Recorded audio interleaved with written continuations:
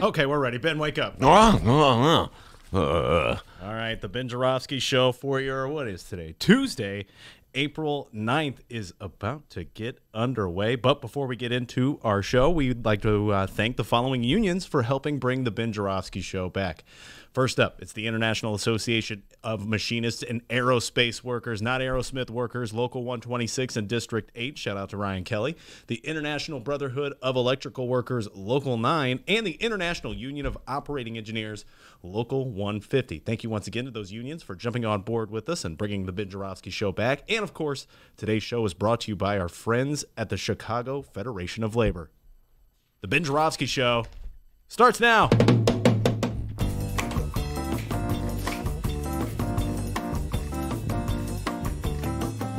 Yes, it is Tuesday, April 9th, and live from the Chicago Reader's Sun-Times studio on Racine Avenue, this is the Ben Joravsky Show.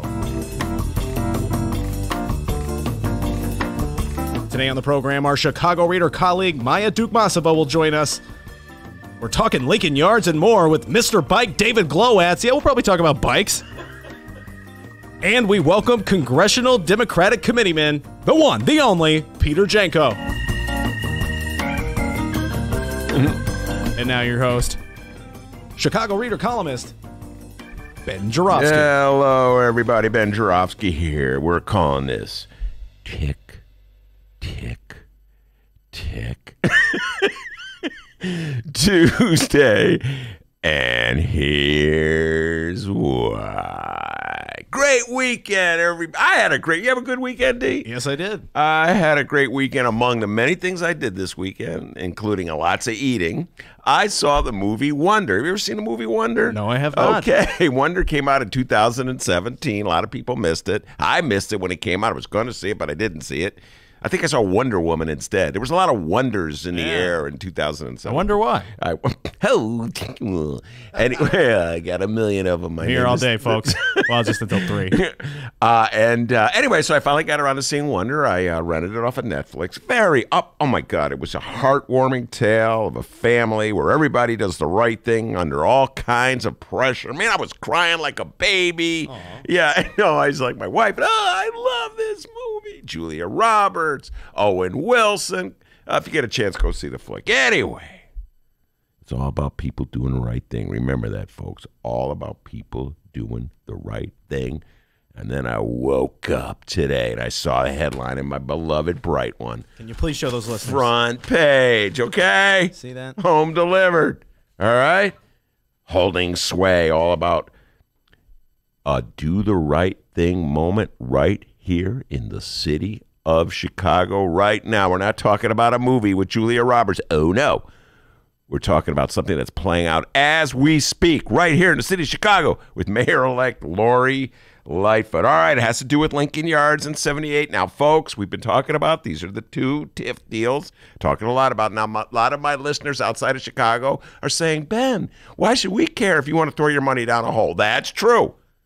All right, if the city of Chicago decides in its infinite wisdom they would rather spend money that could be used paving its streets, fixing its bridges, paying its police officers, paying its firefighters, paying its teachers, paying its pension obligations, so those retirees who've given great service to the city do not have to worry about where their next check is going to come. If the city of Chicago would rather take that money and give it to a developer to develop a gentrifying neighborhood, it's already gentrifying neighborhood, what do we care? Well, it's an interesting question that our out-of-town listeners have.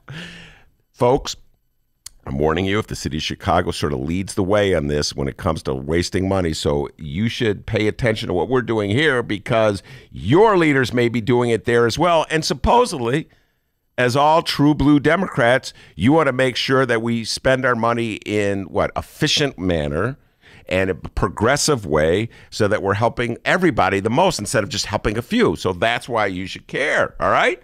And that's why people here in the city of Chicago should care. Anyway, here's the bottom line. Here's the deal. Candidate Lori Lightfoot said, go slow in this plans. Let's not rush into this Lincoln Yards. Let's not rush into the 78 TIF deals. Take your time. Study. Not sure why we need to spend so much money on already gentrifying areas. Remember that, D? Remember that?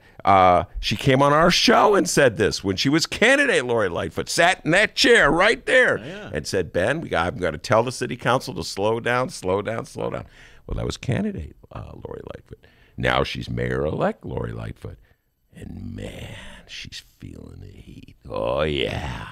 You think the other side's going to let her drop the ball on all that billions of dollars, D? They're putting the pressure on her. On Sunday, she did the right thing. She said, you know what? We got to hold off. We have to study. I don't think we should approve this deal until there's a new council, a new mayor. I got to get my lawyers go through it. She had all these lawyers looking at her. I can tell you right now, you don't even need the lawyers, Lori. It's just a tax hike right there. It's going to give you problems when you try to have to go to raise taxes for the things we really need, like, one more time, police, fire, schools, fixing our roads, fixing our bridges, paying our pension obligations, things we really need right now, all right? Meanwhile, she's under a lot of pressure. So at yesterday's city council meeting, Patrick O'Connor, who's the head of the finance committee, it used to be Ed Burke. He got in a little trouble. So they moved O'Connor in there. Oh, wow. Why did they move Scott Waggis back in there? That would have been a nice substitution, right? You know? We download our interview with Scott Waggis for our bonus Monday episode. That is correct. Very good point. God dang, Dr. D's on his game right now. Not a doctor. All right. Anyway, so they said, all right, yes, she's asked for a delay, but we're only going to say it's like a 48-hour delay so they can work out a deal, Lori Lightfoot and Mayor Rahm and the developers. So on Wednesday, we'll come back, reconvene the finance committee, and have a vote. So suddenly the delay has been cut to a 48-hour delay. Suddenly the pressure's on. That gives Lori Lightfoot 48 hours to craft some kind of change that would enable her to say, oh, I improved the deal, and assure the developer by giving him the money. Oh, we don't want that to happen. Meanwhile, Rahm's probably gotten her in the back room. Come on, Lori, putting the heat on her, twisting her arm.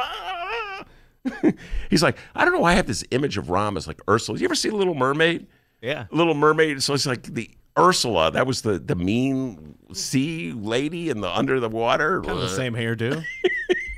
I got this image as Rahm as Ursula. Come on, Lori.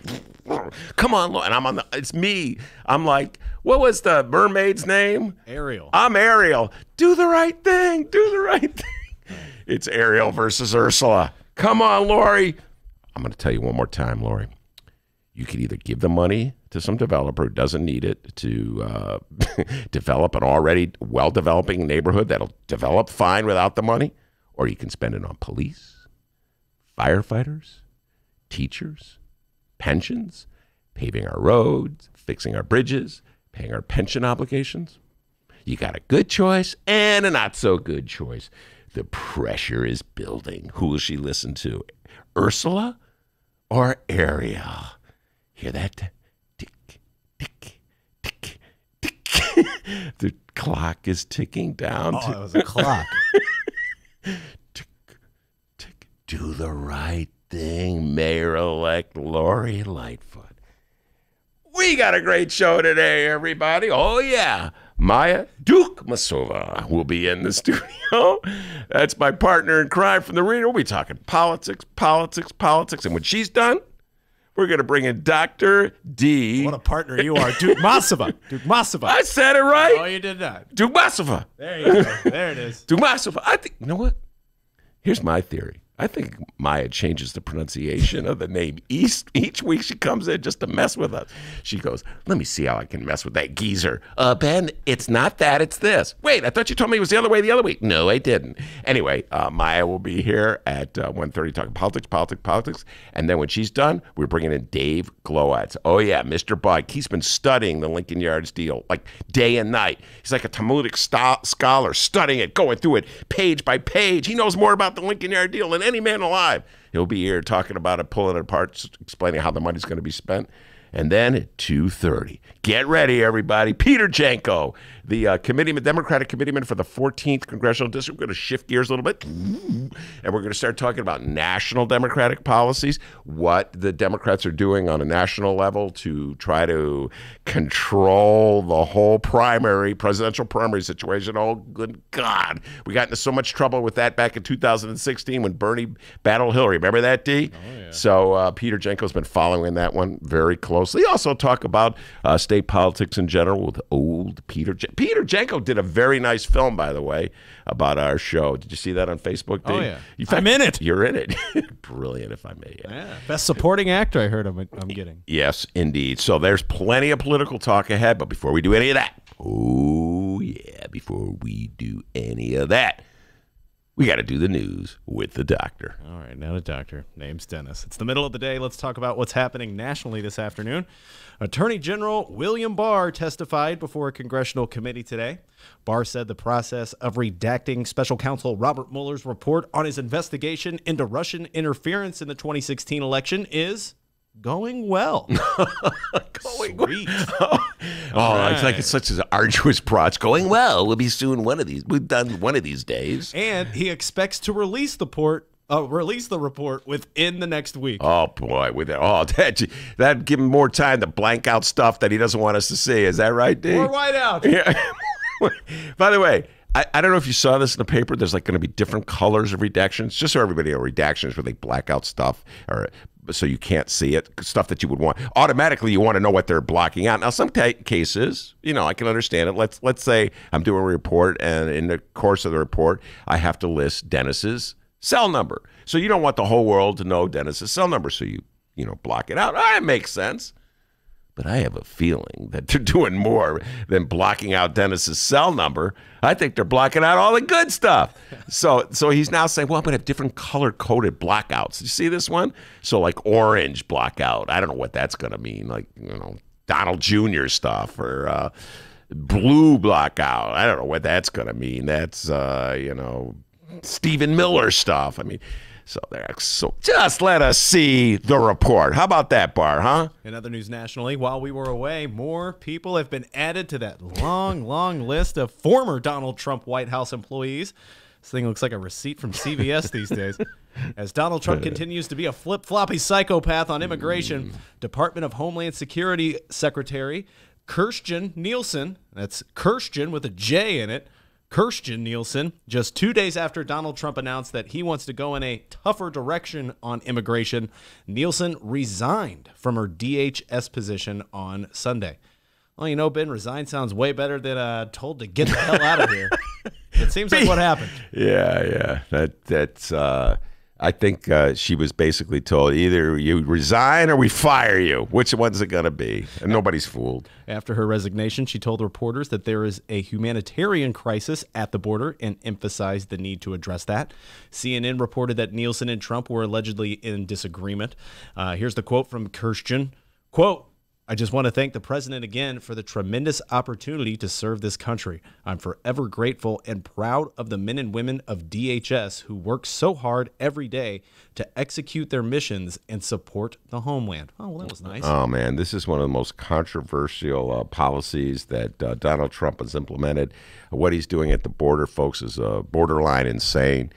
Essentially, he has manufactured a crisis in order to fire up his base. We all know what's going on to exploit people's fears and prejudices and what have you by creating a problem that didn't really exist. Listen, I understand.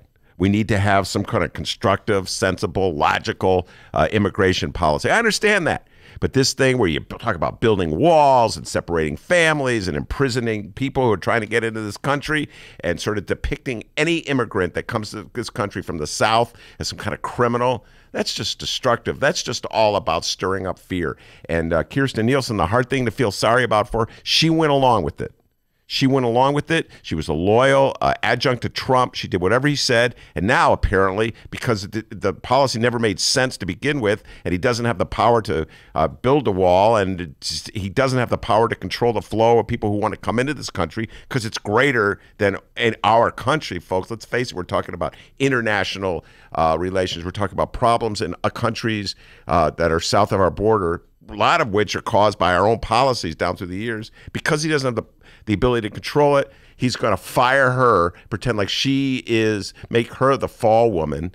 And why she went along with him all this time, I do not know. But yeah, so it's hard for me to feel sorry for her, and it's just utter madness from Donald Trump. on this issue. So Kirsten's gone, and it is indeed spring cleaning time at the White House. Donald Trump also announced on Monday that he will remove the Secret Service Director, Randolph Tex Alice, from his position. Yeah. In a statement, White House Press Secretary Sarah Sanders said that Alice had done a great job at the agency over the last 2 years, and the president was thankful for his more than 40 years of service to the country. Well, that was really nice to hear. What a nice statement. What a bunch of deceitful stuff. Listen, Alice was an associate of John Kelly, who had been the former chief of staff. Kelly fell out of things with Trump, so now Trump's getting rid of everybody. I mean, this is not sound leadership from our president. This is just looking for scapegoats and firing. And by the way, there's this bizarre side aspect to Randolph Alice. I don't know if you saw this. Randolph Alice has big ears. I don't know if you saw a picture of him. Yeah. And so Trump, this is our president, folks. This is the man you elected, gave him a nickname as Dumbo. Now, I actually saw Dumbo this weekend. Dumbo's a story about the elephant with the big ears who can fly.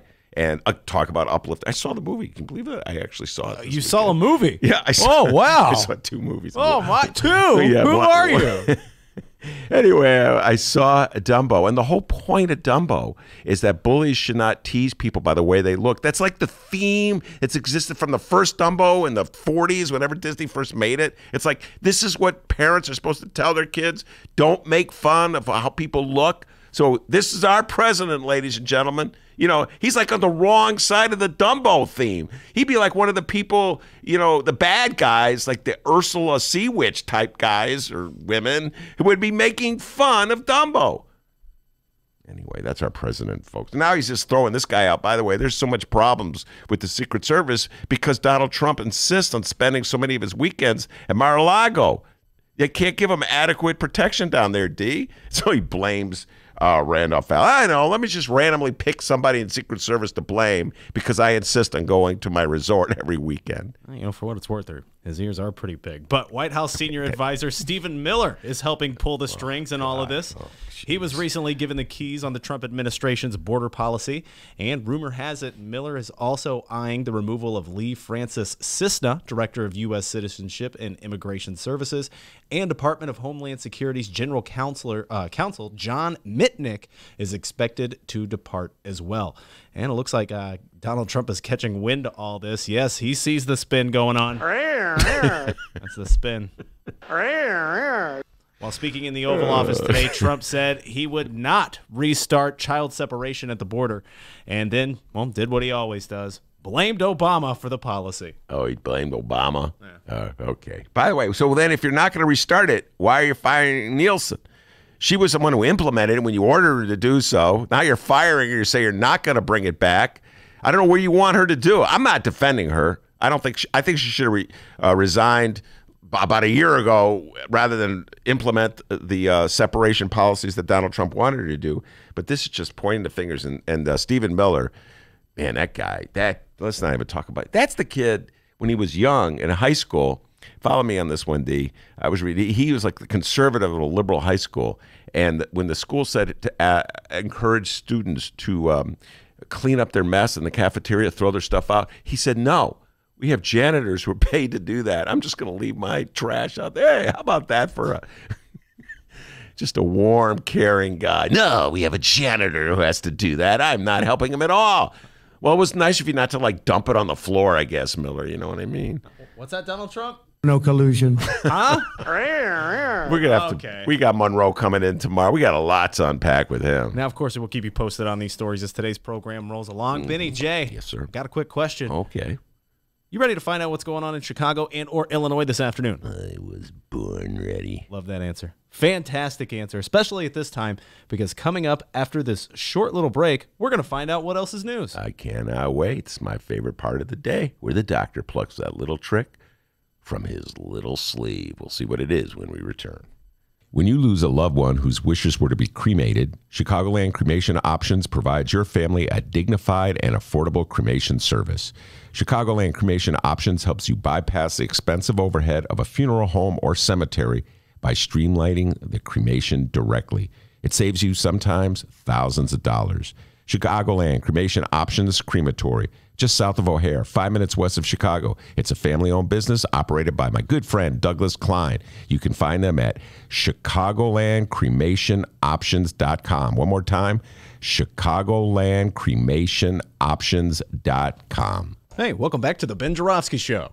Benny J, take it away. Yes, indeed. We are back, and we're going to do the local news. Before we do that, a little local news update from our very own Miles Porter, our in-house editor, Miles. First of all, how's your hand? He took a shot off the wrist this weekend. He plays baseball, right? Plays baseball, yes, Yep. for Roosevelt. How's your hand? Your hand okay? Hand's good. It's okay. It's a little sore, but it's fine. Okay, so without him, Roosevelt was unable to win this weekend. Do I got that right? Had a rough weekend? Yeah, it was a rough weekend. Yeah. Rough weekend. Well, okay, but that's okay, Roosevelt. You know, there's ups and downs. That's how life goes. Yeah, it's all right. Okay, speaking of rough weekends, by the way, Maya has entered the studio. I always love it when my guests come early. Speaking of rough weekends, the Cubs off to a rough start. You're a huge Cub fan. Just try to, what's your thoughts? Are you nervous? Are you worried? Do you think this is going to be a disastrous season, or do you think the Cubs are going to do okay? No, I think we're going to be fine. I think the issue is that as Cubs fans, we're very spoiled with this core group we have, and we've never really seen them struggle like this. Granted, they were off to the worst start that they've ever had since 1997. Wow. But, I think it's just, a bit of a slow start. I think there's still some kind of weariness from how last year ended. But, we're 10 games into the season. It's okay. Everybody's starting to heat up. We're back in Wrigley.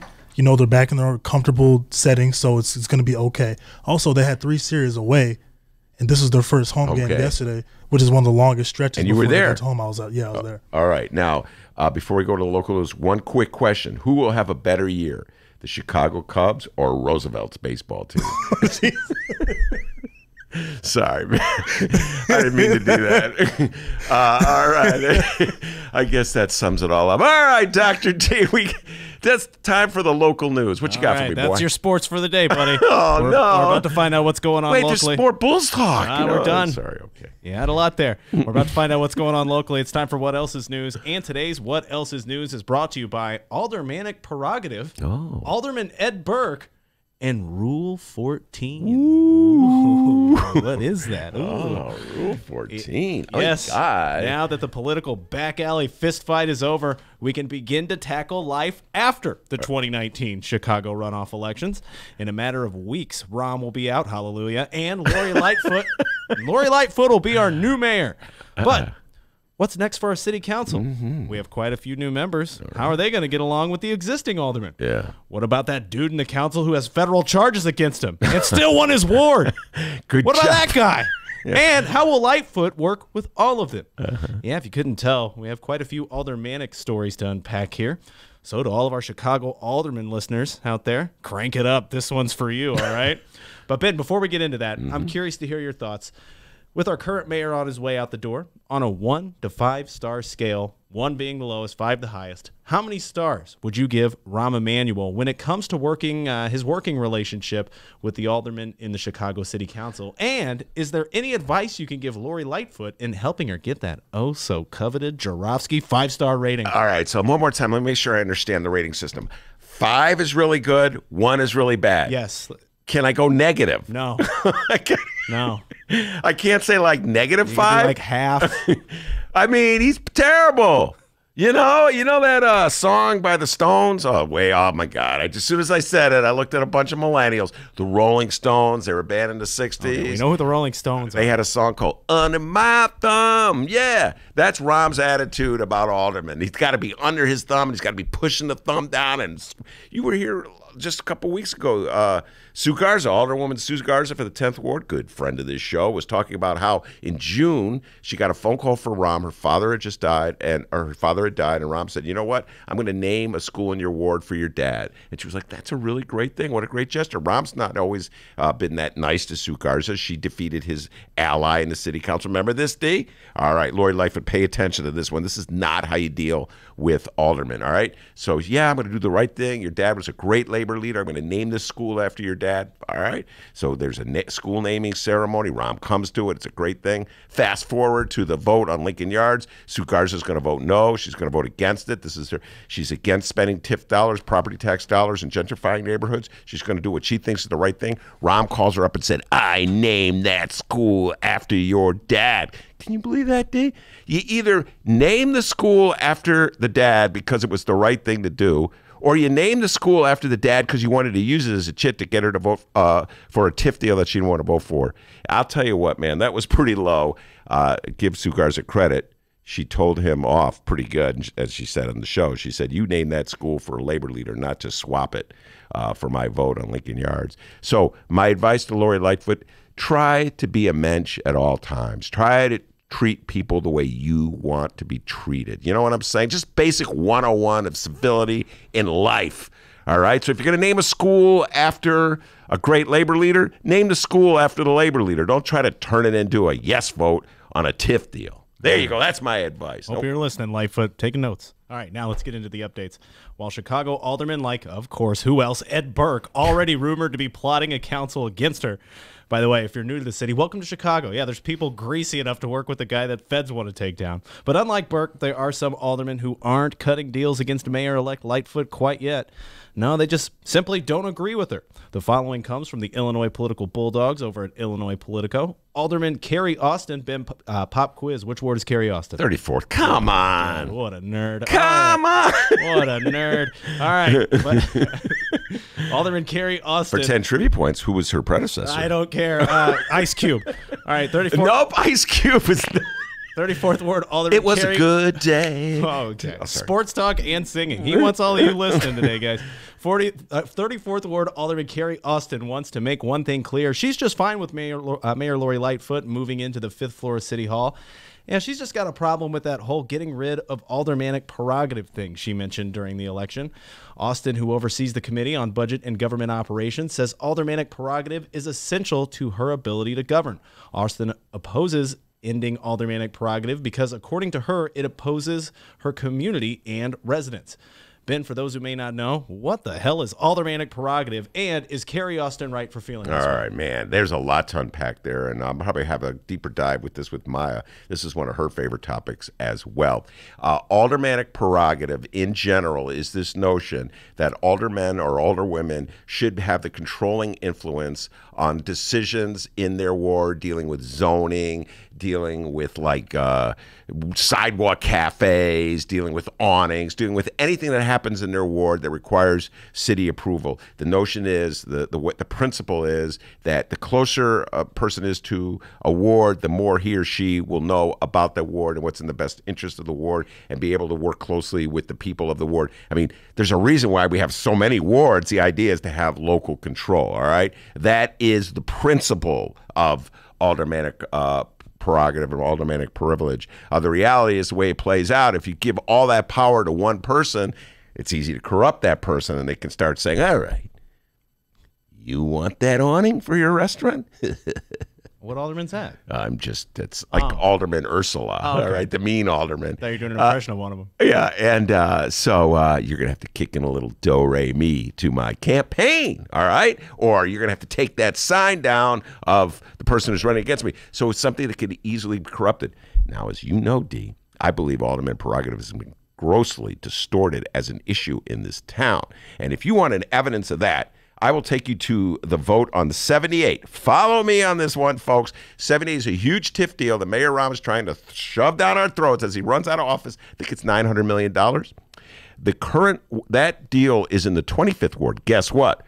There is no alderman of the 25th ward right now. The alderman-elect, Byron Lopez, hasn't been sworn in yet, and the previous alderman, Danny Solis, has been disappeared. I think he's in federal witness protection program ever since it turned out he was wearing a wire. All right, so for the feds. So how can you have a vote on that huge TIF deal if there's no alderman to sign off on it? You know how? Because it doesn't matter what the alderman says on big things. They'll let aldermen deal with things like awnings and, you know, whether you can have an outdoor cafe. But when it comes to big things that the mayor wants, alderman and prerogative goes out the window. So, folks, it's a manufactured issue. All right, and our final story comes from the one and only Fran the Woman Spielman of the Chicago Sun-Times. By the way, if you haven't yet, watch the Fran Spielman Show, chicago.suntimes.com. Fran writes, Mayor Rahm Emanuel has vowed to salvage his stalled ethics plan before leaving office. On Monday, the City Council's Rule Committee met the retiring mayor at least part of the way by taking what you might call a baby step toward reform. Baby steps. And, with more indictments awaiting Alderman Ed Burke and Alderman Danny Solis, a little reform is welcomed. On Monday, Chicago aldermen agreed to three relatively minor changes in City Council. And as relatively minor as they may be, we're still going to talk about it. And we will begin our first City Council list here with number one. First change would require aldermen who block driveway permits, like Burke allegedly did, while demanding legal business from Burger King franchise owner, to put their objections in writing. Ben, that'll help, right? Oh, my God. That's so funny. Like, you would think, like shaking a guy down in and of itself would be illegal. You shouldn't do it. But yeah, I guess, since we can't expect an alderman to resist, or this particular alderman to resist shaking down a Burger King franchisees, yes, we should put it in writing. If you have an objection, this gets into what I was saying before. If you have an objection to someone's request, for in this case, curb cut, you put it in writing. So you're right. You specify the objection as opposed to just shaking the guy down. So, although if you're going to shake him down, you're going to shake him down. So I don't know what the writing's going to do about the shaking down if you follow what I just said. All right, we're moving on to number two. I had the wrong one. Number two. There we go. The second City Council change would strengthen what's known as Rule 14. Ooh, Ben, tell us about Rule 14. All right, I get all my rules mixed up, but I think Rule 14, and Maya will correct me if I'm wrong, is the one where if you have a conflict of interest, you have to recuse yourself. You cannot vote on it. And so Ed Burke, Mr. Burke, the aforementioned chairman of the Finance Committee for like 50,000 years, was always invoking Rule 14 as they came to a vote. All right. So, for instance, he had a property tax business. Follow me in this, everybody. This is your city government at work. He, in addition to being alderman, in addition to being the finance chair, in addition to being a very powerful Democratic committeeman who helped slate judges, he has a property tax business, and he represents big downtown real estate interests who are seeking to get their property taxes lowered. So many times, those are the same people who are coming before the city council for like a TIF deal. Like he was representing for a while Sterling Bay, which had its paw out for a TIF deal. So you would think that as the chairman of the finance committee would have announced that, said, you know what, I cannot oversee the application of this group for their TIF handout because I'm representing them on their property tax break. But no, he doesn't really announce it, doesn't have to announce it. It's only when it comes to a final vote, he has to say, I cannot vote because I must recuse myself. So this reform, which is like, what a joke that this isn't already been implemented, would require him up at front to say, I cannot take a stand on this matter because of this conflict of interest. So, hey, I think it's a good idea. Ask Maya what she thinks about it when we bring her on as well. All right, it's time for our third and final, quote-unquote, relatively minor city council rule change. Number three. Yeah. The third change would prohibit campaign contributions from individuals with, quote, matters involving city resources before the city council for 6 months before and after the request is considered. Yeah, well, that would make sense. That would be, yeah, if you're going to have your paw out looking for some TIF money for the city, for instance, you shouldn't kick in some campaign contributions because it looks bad. So that makes sense. Yeah, so I can abide by that, but I don't know. Bad behavior is bad behavior in the city of Chicago. I guess these rules are intended to curb people, to get them to do, force them to do what they should be doing anyway. So there you are. Just like that, you're now in the know of what's going on in Chicago, and now you will have an answer the next time someone asks you, hey, what else is news? Let me tell you something. Okay. I want to tell you something that Randolph Alice, the director of Secret Service for Donald Trump, but not for much longer. Sure. Randolph Scott, the great actor, and John Randolph, a good friend of mine. They all agree. Hey, John. You did a great job. Give yourself a raise. Take it out of petty cash. Maya's sitting here ready to come on. We'll bring her on right after this. And hey, everybody, we're having a caption contest right now. Head over to the Ben Joravsky Show Facebook page at Benny J Show, BENNY, the letter J, Show. Leave us a caption. It's a Mayor Rahm welcoming Lori Lightfoot into the mayor's office caption contest. Once again, it's the Ben Joravsky Show Facebook page. We're going to announce our winner at the end of today's program.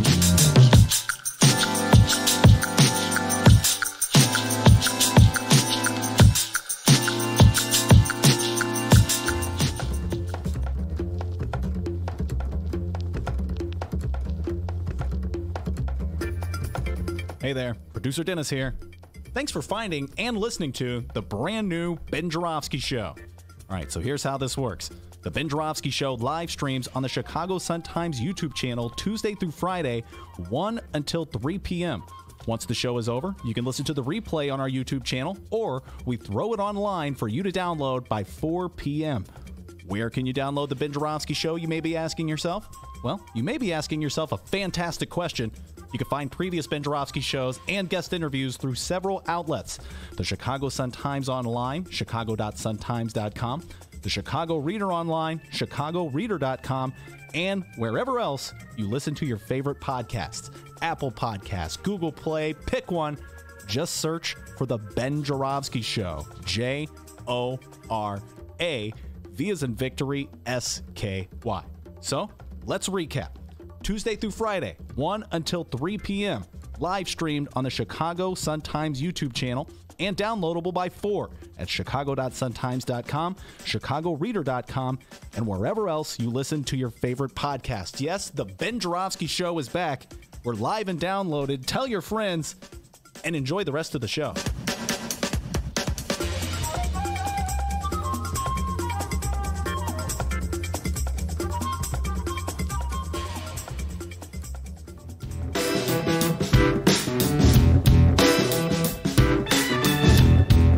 Commercial break over. Welcome back to the Ben Joravsky Show, live from the Chicago Sun-Times. Yes, indeed. Uh-oh. I was trying to say Maya and indeed, and I said yes, India. Man, talking is not as easy as it looks. Dr. Our host, D. ladies and gentlemen. Yes, indeed. Maya is in the studio. Maya Dukmasova. I'm here. She's in the studio. She's doing something feverishly. She's doing some crack research as we speak. Yeah, I just wanted to give you the latest update on the 3 wards, okay. 3 aldermanic elections that are still too close to call.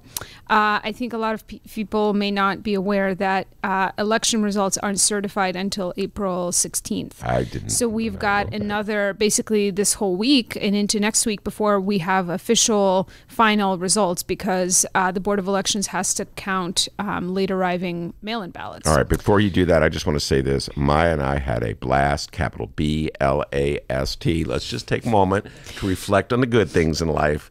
Last Tuesday at Mars over in Bridgeport. It was a great time. You can watch it on our Facebook feed on all our various Facebook pages, the Ben Joravsky Show Facebook page and the Reader Facebook page and the Maya Super Cool Facebook page. Do we have a Maya Super Cool Facebook page yet? Oh, we got to get one. No, anyway, we don't have that yet. A great time was had by all, and it was a blast, Maya. All right, now do the deep dive for us. All right, so the 3 wards that still, the results are basically too close to call officially. We got the 5th ward where Leslie Harrison is being challenged by Will Calloway. So the latest results I have are from yesterday, and the count was 6,830 votes for Leslie and 6,660 votes for Will Calloway. So that's, I mean, honestly, compared to the others, this is a pretty wide gap. This is over 100 votes, and you know, I would bet that it will stay that the margin will stay about that. All right, then we have the 33rd ward, where we've got Rosana Rodriguez Sanchez, who is challenging Deb Mell, a very heated contest, and the results are that Rosana is still in the lead with 5,732 votes. And Deb Mell has 5,717. So we're talking about less than 20 votes, right? Am I counting right? 15 votes. Yes. That's it. This, okay. Let's just I want to put a pause on this. This is why it is so important to vote for your aldermen, to participate in municipal elections. There is no other arena in which your vote counts more than in electing your alderman. There's not for president. Folks, if you're listening and you're a resident of Chicago, Illinois, your vote does not count for much in the large scheme of things in terms of electing a president, in terms of electing a senator. I mean, it's important to participate in voting for those offices, but you get to choose legislators for the third largest city in this country, people who, whether or not they actually propose their own laws and do any legislating, are still the people who approve laws that sometimes then lead to they form the baseline of all kinds of national policy initiatives. So this is really important. The fact that we're talking about margins of 15 votes, 20 votes, 3 votes sometimes, like this is why it's really, really important to vote for aldermen. All right. So let me just say one thing before you move on. No, I have one more race. Wholeheartedly, 100% with what you said, but I'm just saying that sounds like vote shaming. That sounds like vote shaming. Remember, we said no vote shaming. All right. All what right. do you say about that? You know what? What I'll say is good on you if you have voted. I'm doing the Pavlovian, what is it? So positive reinforcement. So you're not shaming the people who didn't vote. You're positively reinforcing. What I'm saying is that I understand if you don't feel invested in voting, if you don't feel like it matters, if you don't want to do it, if you feel like it's pointless and hopeless. I understand that oftentimes the choices between these candidates are basically it's non-existent. You're choosing between two people who are going to be the same. But just if you feel like your vote doesn't really count when it comes to these aldermanic elections, your vote definitely counts. That's my point. That's my point. Okay. All right, and then the last race we're still watching very closely is the 46th ward, where James Kappelman is still leading by 27 votes. It looks like 7,037, when Marianne Lalonde, his challenger, has 7,014. Yes. So it's crazy because the 23. 23. Yeah.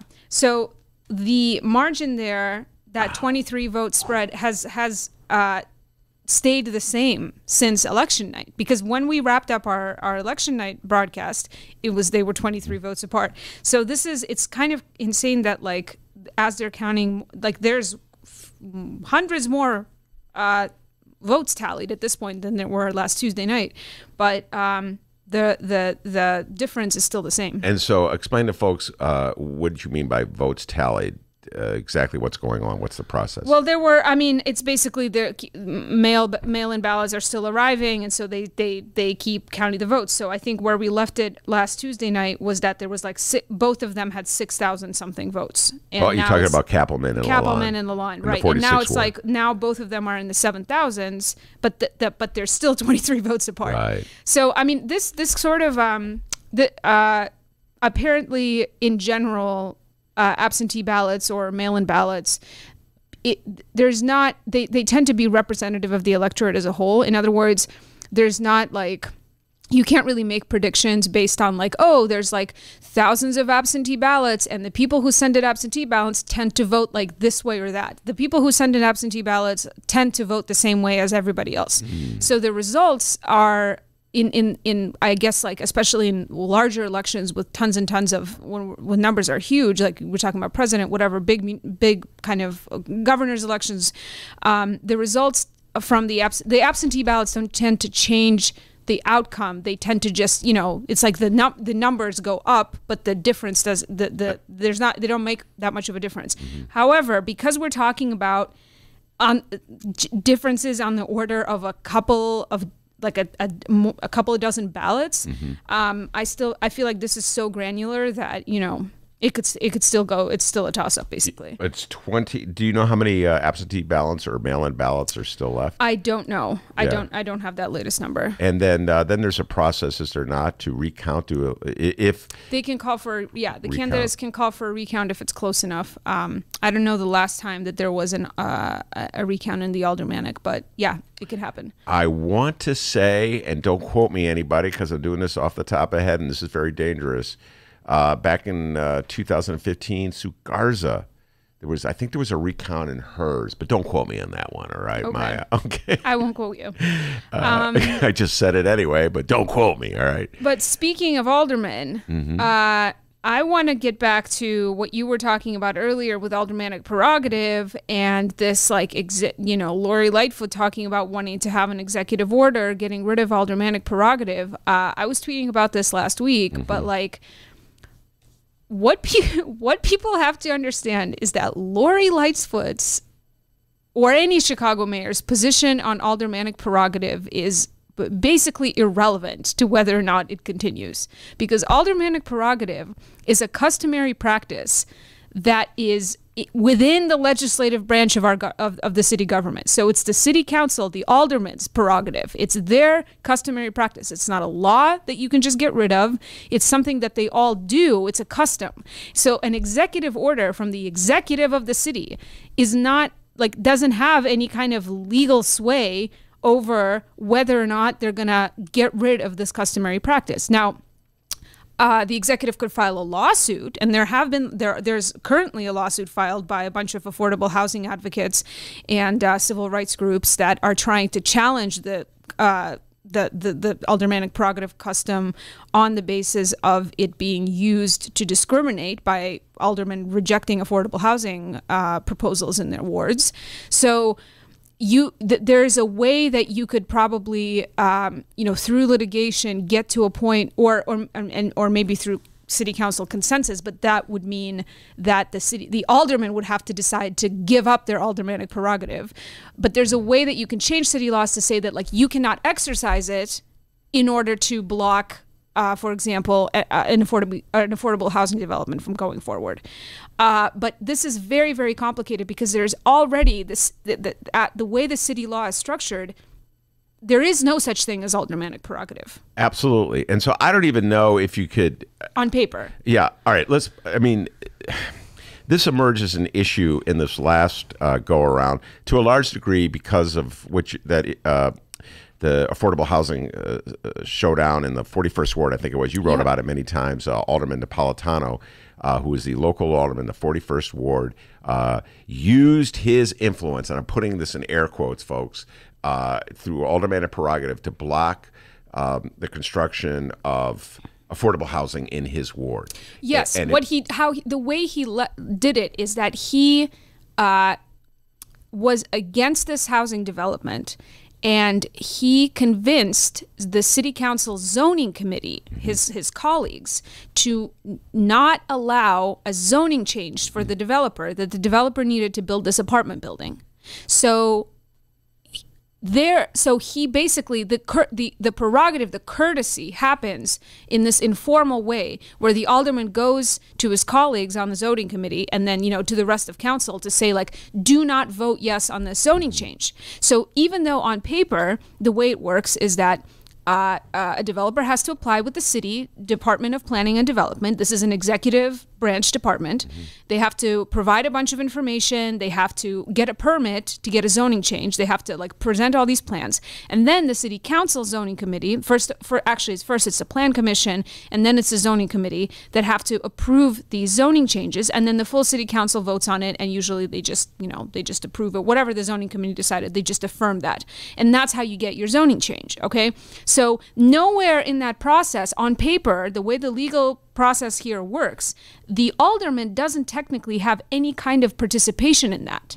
But because of this aldermanic prerogative custom, the idea is that the zoning committee and the rest of the council, they vote the way that the alderman wants. So if the alderman doesn't want there to be this zoning change granted, then his buddies on the city council are not going to vote for it. And what I would add to everything you just said is that the alderman only, in the way it's been done up to now, we'll see what happens with Mayor Lightfoot, the aldermen have been given that prerogative only in instances where the mayor either doesn't care or is siding with them. So, for instance, let's go to the affordable housing issue. Yeah, Mayor Rahm doesn't care about that. Mayor Rahm does not care about affordable housing in Chicago. He's made that clear. Well, and he especially doesn't care about a luxury apartment building in the 41st Ward that might have 30 units of affordable housing. He did not have any kind of horse in that race. Right. So he that essentially allowed Napolitano to exercise his quote-unquote automated prerogative. Right. If Rahm cared about that issue, the Napolitano would not have automated. That's why I keep saying it's a phony issue, and we make such a big deal about it, that it's really the way it was under the Rahm, and we'll see how it goes down under Mayor Lightfoot. It'd be interesting, Maya, if they switch the rules on Mayor Lightfoot. But the way it went down, if Rahm said, you know, I really want that complex to go, it would have been Napolitano would have buckled. I'm telling you right now, we're seeing it happen right now. Well, I mean, Napolitano, it doesn't even matter because he could have still voted no on it, but it doesn't matter. The mayor doesn't need, like, the local alderman doesn't have any authority in any on paper. I understand what you're saying. So what Rahm would have done, even if the local alderman would have been against it, he would have gone around and whipped up all the votes he needed. Yeah. And as much as Rahm loves a universal consensus on something, like he could have had 49 votes to approve this thing and 1 vote from the local alderman against it, and that would have been that. It would have been passed. Well, it would have been interesting. Showdown. We're seeing. I was saying this earlier. We're seeing this in the case of the 78. The 78 is a huge TIF plan that Rahm wants to shove down our throats before he leaves office in the South Loop at Roosevelt, roughly Roosevelt and Clark Street. Anyway, big tract of undeveloped land. Rahm wants to turn it into a TIF district so he could earmark property tax dollars to help develop it. All right. The current alderman of that ward is somewhere, we don't know where, Danny Solis. Ever since the story broke that he was wearing a wire, he's disappeared. All right. The incoming alderman, Byron Sisho Lopez, says he does not want that approved. All right. So aldermanic prerogative would dictate that it not get approved. Guess what?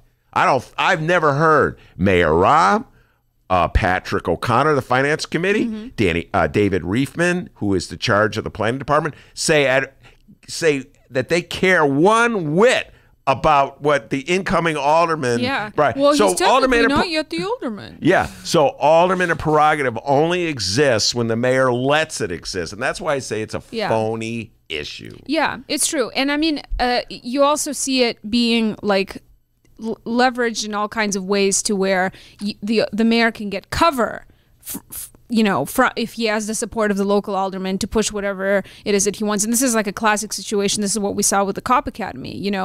Emma Mitz was like gung ho. I don't know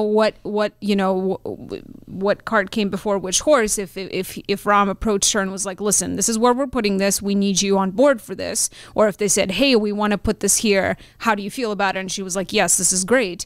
But whatever the case may be, like, there are people, but even though this was Mayor Rahm's thing, there were still other aldermen who would not vote against the Cop Academy because they said Emma Mitz supported it. And they didn't want to vote against something she wanted in her ward. Right. So, so this is a phony issue. It's a slippery issue. It's something that, because it's a customary practice rather than a matter of actually like something written down in the city law, it's going to be very hard to root out. It would be a very long court process, battle, whatever, to get rid of this, and because it all operates informally already, it'll be very hard. I could make an argument that an alderman or alderwoman should have a significant say on a development. So, like, for instance, if you reduce approval of of a zoning request to simply whether it checks off all the requirements that the city has, you're taking out an element that probably cannot be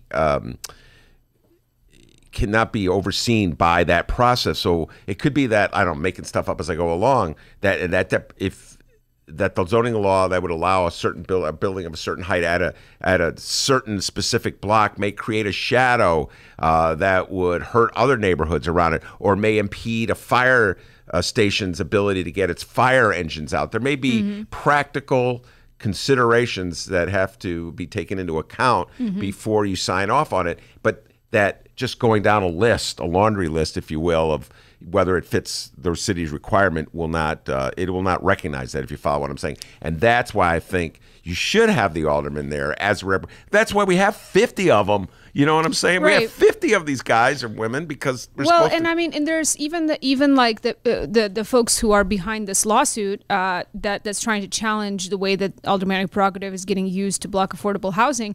Those people are also saying, you know, like, this is like it. We have to recognize that there is a good use for this too. It can be used for good. Like, you know, it's the local community that can tell because the Alderman Napolitano in the 41st Ward, his justification for using his prerogative to block that zoning change to allow that apartment building to be built was because that's what the people in his ward wanted.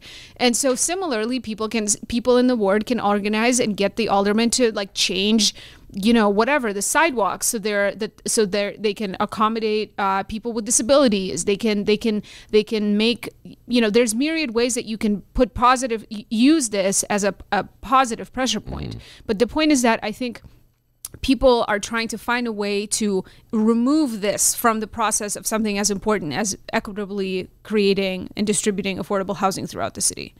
But to your question about how Lori Lightfoot is going to be handling this, I think, you know, it'll be interesting to see, like, this whole thing with this Lincoln Yards vote, you know, the statement that she put out a couple of days ago that's like, let's have a discussion about it, you know, and then what ends up happening is that there's many hours of discussion, and then it still gets put on the agenda for a vote tomorrow, right? So there's going to be a hurried up kind of finance committee meeting in the morning before the full city council meeting. Now, we all know Mayor Rahm doesn't put anything up for a vote if he doesn't know he has the votes. So my feeling, I mean, this is very, I don't know, maybe I'm too cynical, but what I think is going to happen tomorrow is that all these subsidies for these gigantic, you know, developments are going to get approved.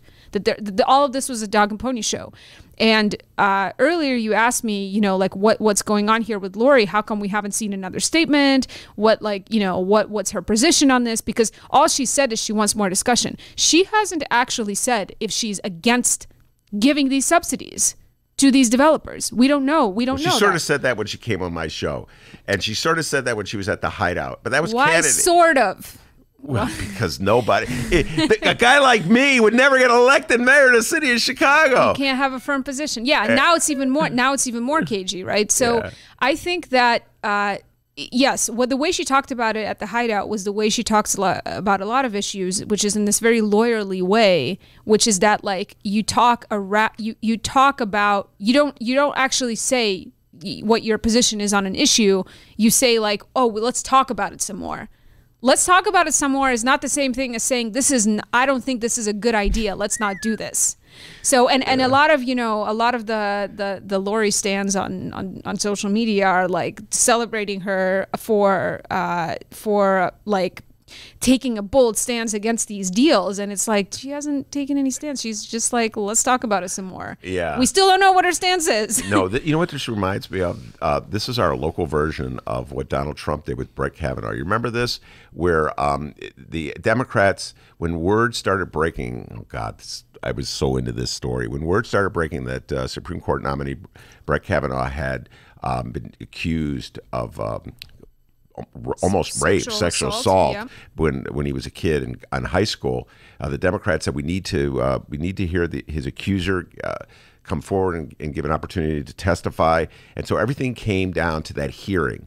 And then as soon as the hearing was basically the accuser said he did it, he said he didn't do it, and then the Republicans said, well, we had our hearing, now we're going to elect him. Yeah. Okay? So here in Chicago, fast forward, Lori Lightfoot says, well, we need a little more time to discuss this thing. So they give 48 hours because the discussion, she issued that statement on Sunday, following your timeline. Monday, they had a city council hearing. I guess then Wednesday, they're going to schedule a vote. Yeah. So that's the equivalent of the Brett Kavanaugh. Oh, we had the hearing. Boom. Now we're right.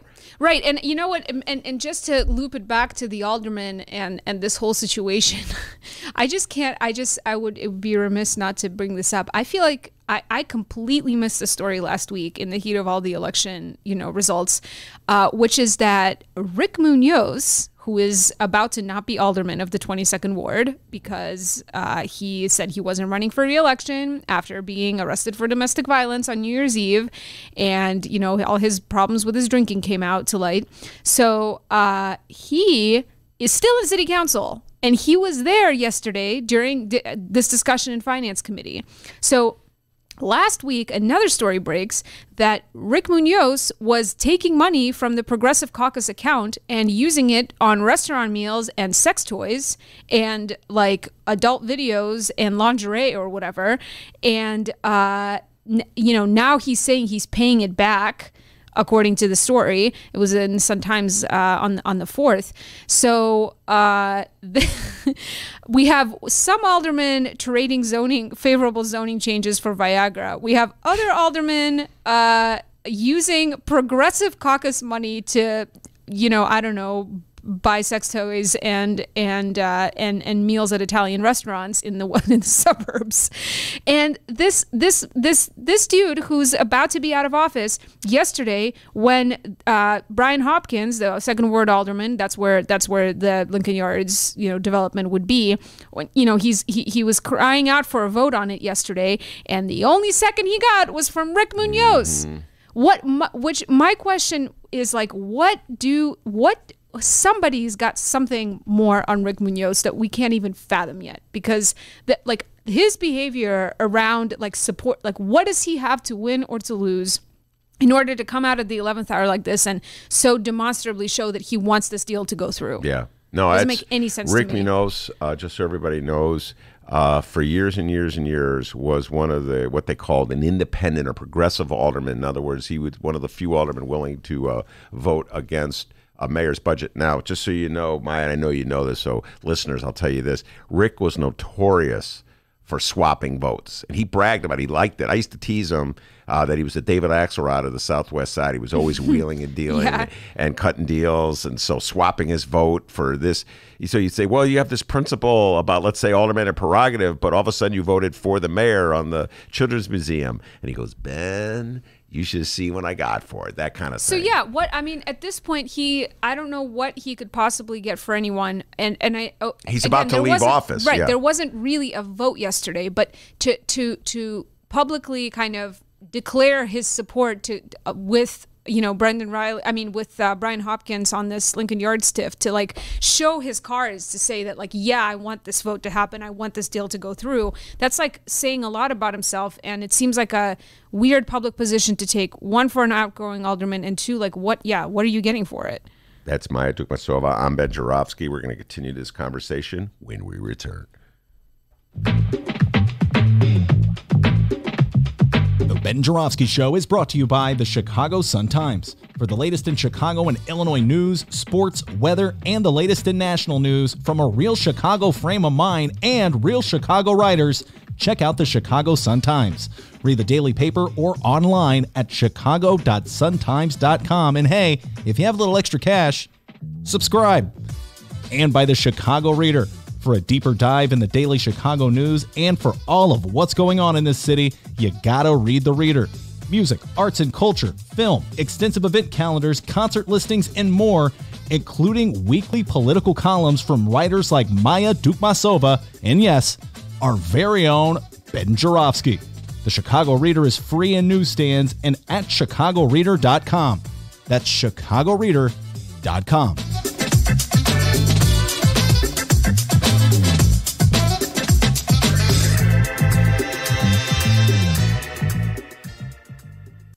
Hey everybody, hour number 2 of the Ben Joravsky Show is underway, but before we get into said hour number 2, we'd like to thank the following unions for making the show possible. The International Association of Machinists and Aerospace Workers, Local 126 and District 8, the International Brotherhood of Electrical Workers, Local 9, and the International Union of Operating Engineers, Local 150. Thank you once again to those unions for jumping on board with us, and of course today's show is brought to you by the Chicago Federation of Labor. Hour number 2, let's go.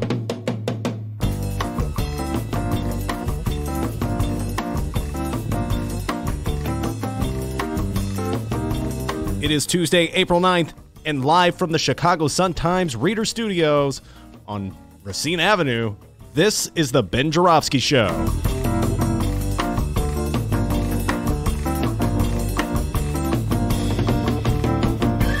In this hour of the program, we still got Maya Dukmasova in studio. We're talking Lincoln Yards and more with Mr. Bike, David Glowacz. Yeah, we're probably going to talk about bikes.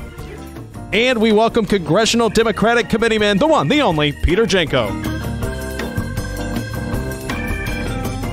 And now your host, not a committeeman, Chicago Reader columnist, Ben Joravsky. I am not a committeeman, but I am a bike rider, as is Maya, and as is Dave Glowacz. We're going to bring Mr. Glowacz on in a little while. Maya, I've twisted her arm to stay because if she has to leave, she has to leave. But this conversation really is in her wheelhouse. So if she can stay, I'd love to have her participating with Dave as we take the deep dive in Lincoln Yards. But if she has to go, I understand she's busy. She's Maya, all right?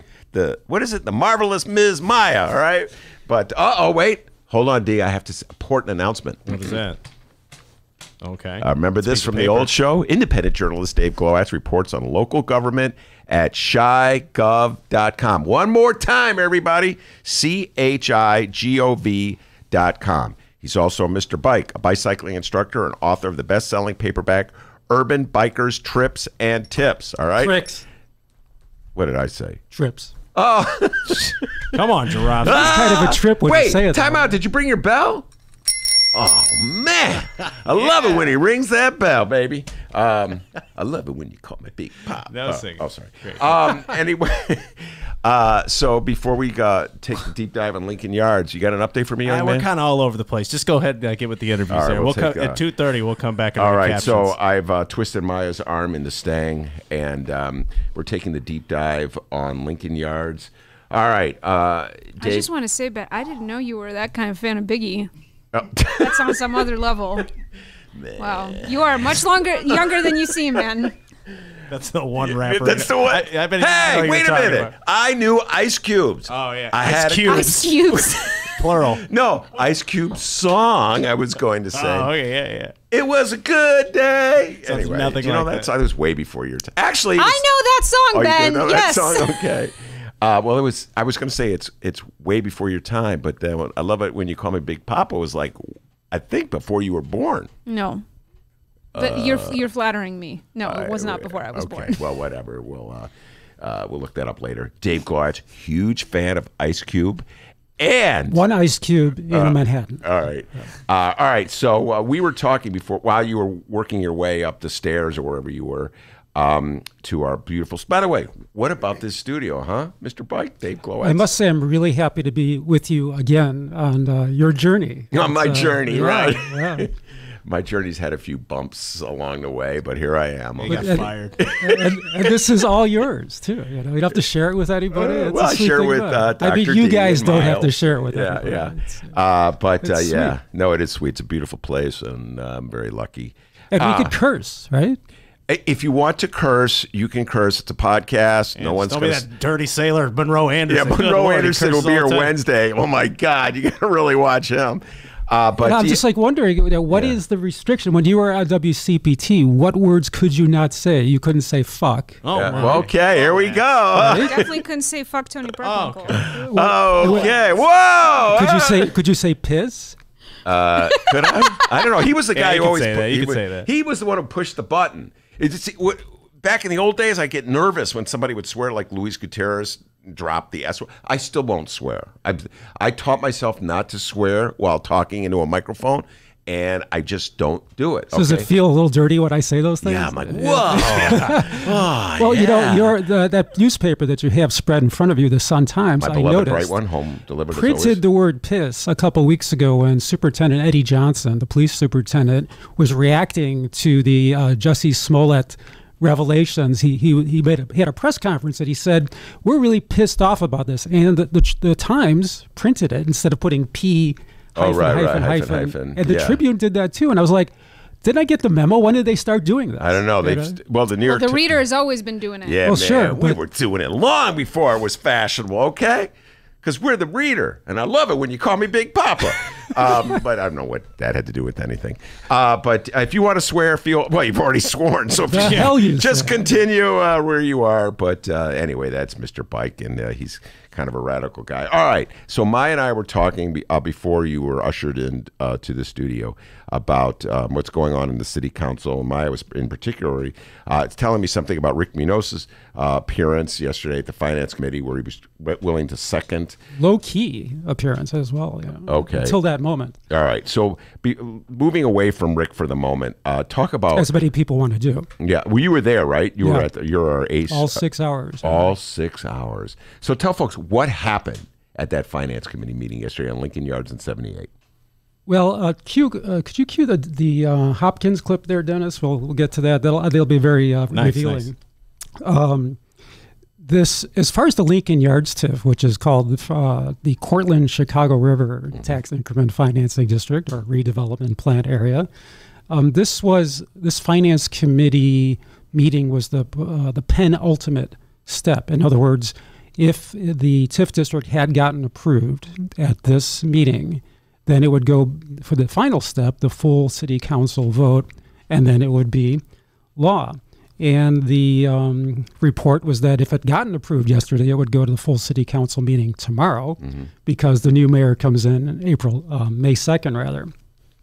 But right before the meeting, the Mayor Emanuel, issued a statement saying that he was going to acquiesce to Mayor-elect Lightfoot in delaying the TIF and see what she wanted to do. So this resulted in, when people showed up for this 10 a.m. meeting, aldermen were frantically huddling, trying to figure out, what do we do about this? They were like, so the meeting did not start at 10 o'clock. It started around 10:40. And in the meantime, while people were, the activists were celebrating, like, woo, we're getting this thing pushed back. Yeah. Wait, is that your imitation of an activist? Most of Rich Little here in the studio. Most of the activists had contraltos, yeah. Okay. But meanwhile, Alderman Brian Hopkins of the 2nd Ward, in which Lincoln Yards resides, was not having it. So he had an impromptu press conference where he said exactly how he felt about this. I can tell you the aldermen, every one of them, including the most ardent opponents, have been adequately briefed on this project.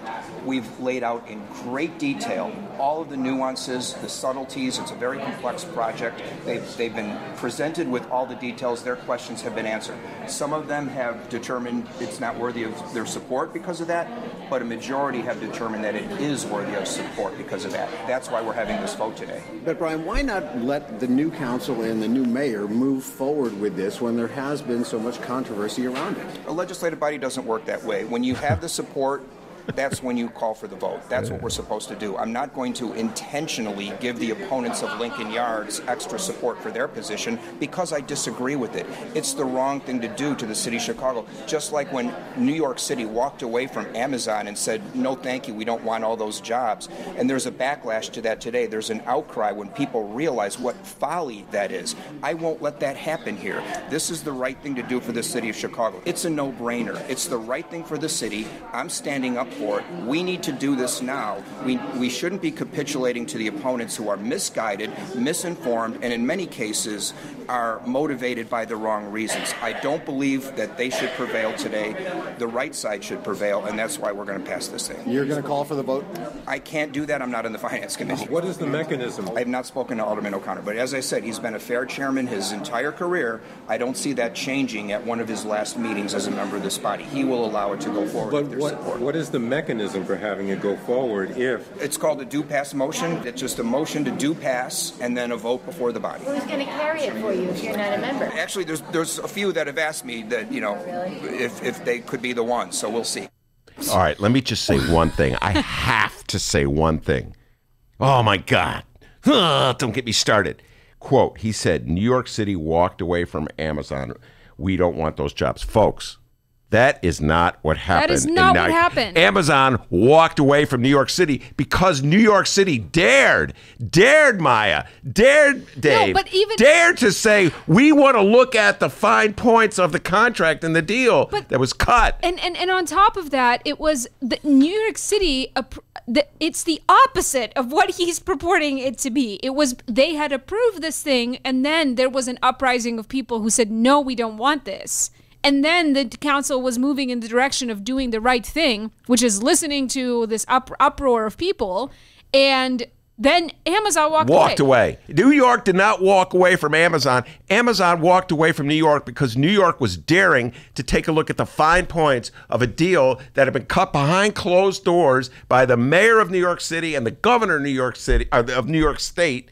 And that people finally said, can we take a look at what we're paying for? So that is it. There is a comparison, Dave, between what went down in New York with Amazon and what's going down in Chicago. In other words, a deal has been cut in the city of Chicago that the people of the city of Chicago really don't understand how it affects them and impacts them. And he wants, Brian Hopkins, to shove it through the city council before there can be more scrutiny on it, how it impacts them. And there's an Amazon backstory for Lincoln Yards as well, because Sterling Bay, the developer of Lincoln Yards, after the Amazon call for proposals went out and the city declared these, 6 or 8 locations, two in the suburbs and the rest in the city, like Michael Reese and North Branch and the 78 as potential sites for the 78, secretly Sterling Bay put together a package for Amazon with beautiful color illustrations with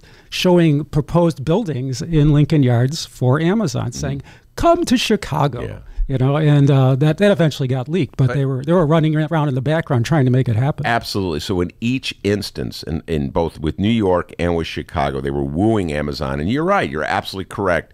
Lincoln Yards would have been shoved to the side if Amazon had said they want to come to that site. Then we'd be talking about the Amazon deal in this general area. I don't know if it was shoved to the side. It would just take on a very different dimension. It would have this, it would have even more of the rushing train, if that's possible, element to it. All right. It would have been whatever project they had for that area would have been structured around an Amazon headquarters. Okay, fair enough. All right. So let's talk about it. Boy, did I get fired up when I heard him say, we're not going to be like New York walked away. New York finally had some oversight. No. He was saying that what happened in New York was the right thing, that New York walked away from Amazon and that was the right thing to do, and approving Lincoln Yards is the right thing to do, and therefore we shouldn't succumb to your face right now, your brain is turning inside out, and it should, because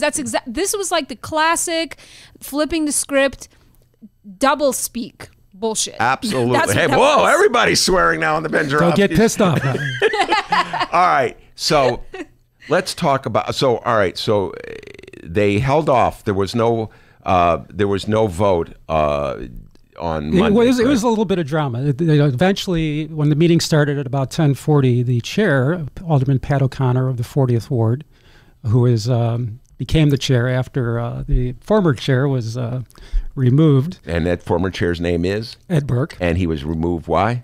Something about an indictment. He was indicted by the feds for allegedly shaking down a Burger King franchisee for property tax business. Go ahead. He joined the club, as it were. Yeah, but he got reelected by the people in the 14th Ward. Go ahead. So the first thing that Alderman O'Connor said is that what we're going to do is we're going to take this item, this Cortland TIF proposal, and we're going to delay the vote until Wednesday morning, which was the same day that the full city council was scheduled to vote, saying we're going to have the discussion today about the Cortland TIF, but then we're going to recess and reconvene because they can't have a new finance committee meeting because they have to give 48-hour notice. So they decided they're going to recess.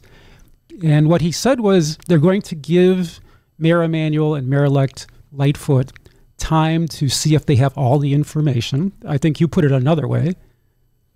This afternoon on the phone, what I talked to you. Yeah, what I said, I can't remember. Cut a deal. Yeah, cut a deal. All right. And that's what that's what transpired. So now this drama that was set up was that Alderman Hopkins had already said, despite that he was going to A, not only press for a vote, but B, he had allies on the committee that would call for the vote if O'Connor. Munoz, maybe. Well, but here's the wrinkle, Maya.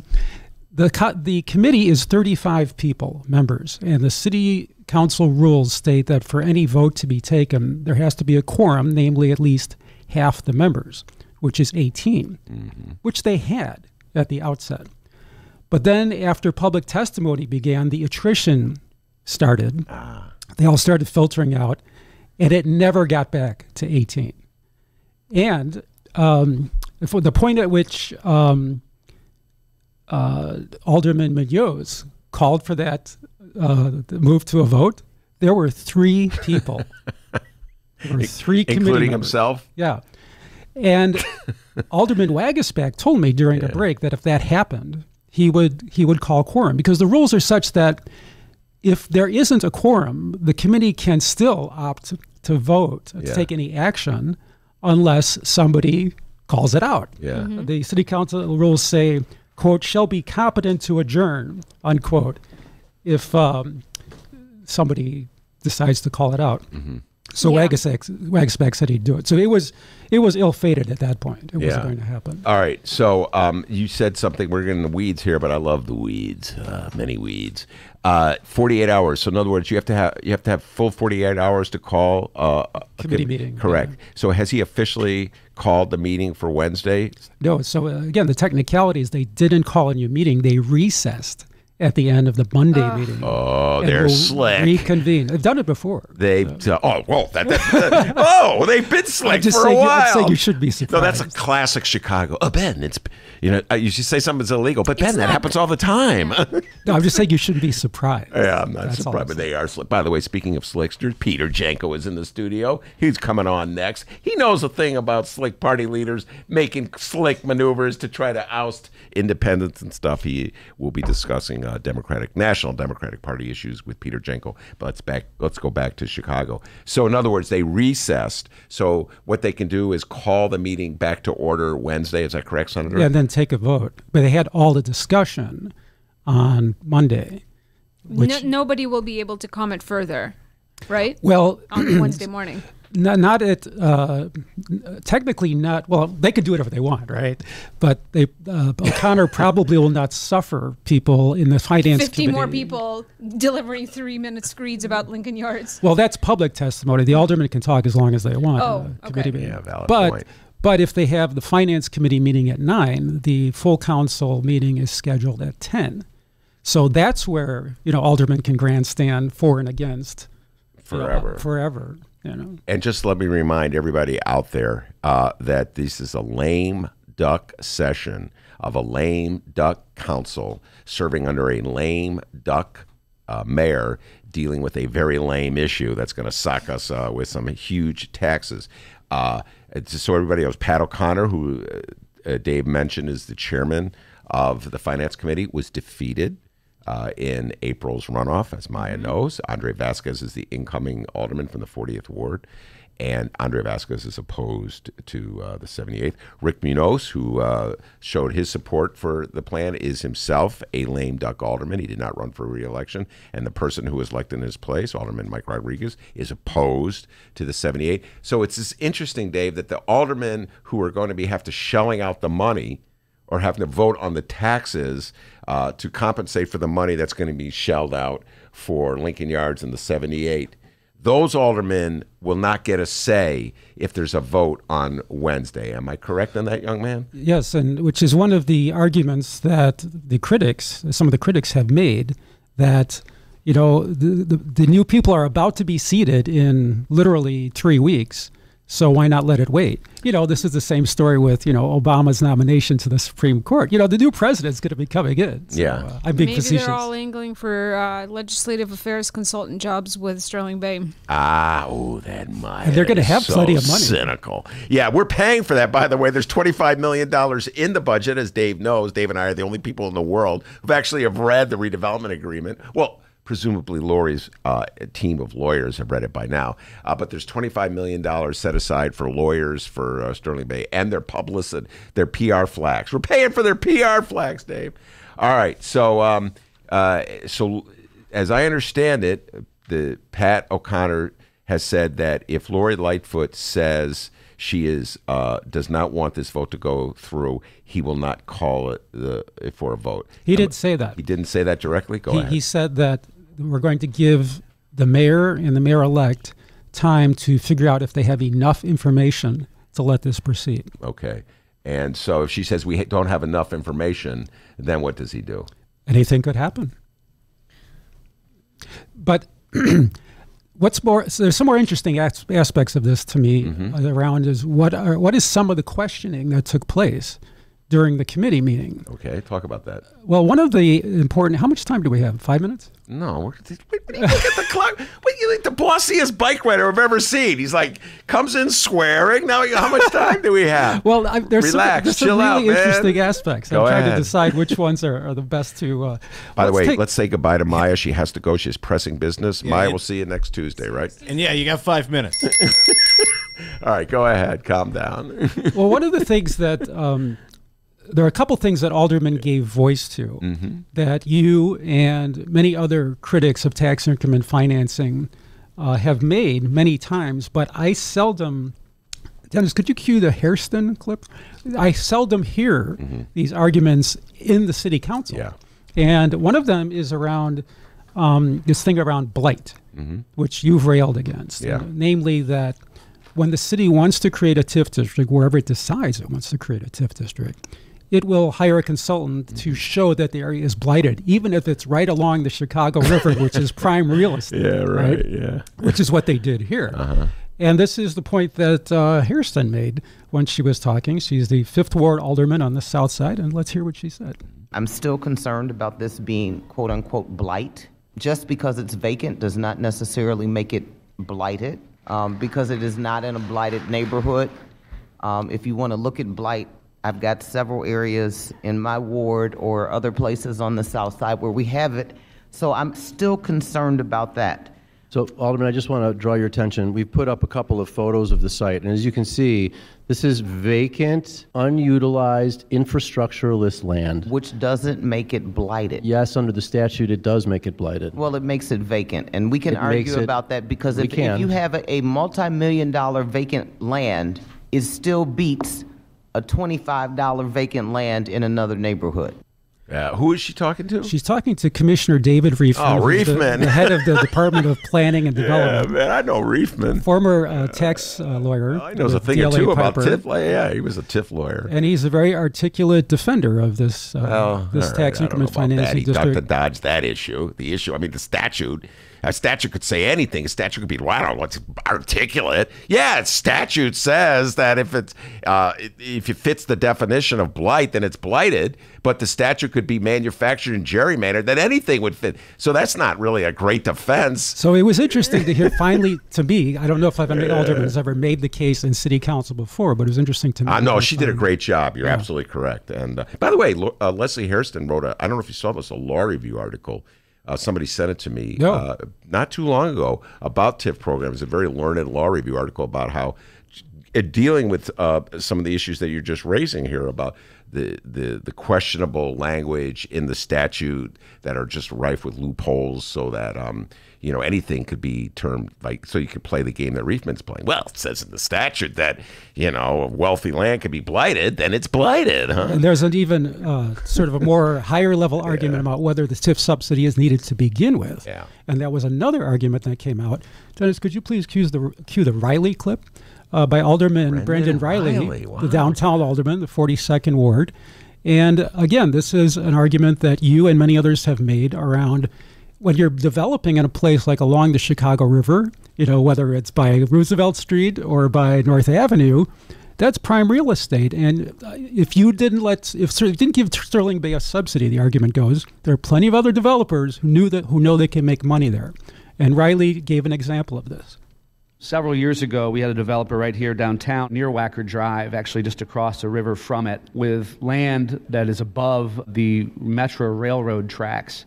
A lot of diesel pollution, very difficult to develop, a lot of complex engineering to build decking over these railroad tracks that can bear the weight of a skyscraper. And when I did an intake meeting with that developer, it was made very clear to me that unless we gave that developer $20 million in TIF money to assist with the decking of that project, this could not go forward, and this would forever be blighted railroad tracks and diesel fumes for the neighbors nearby.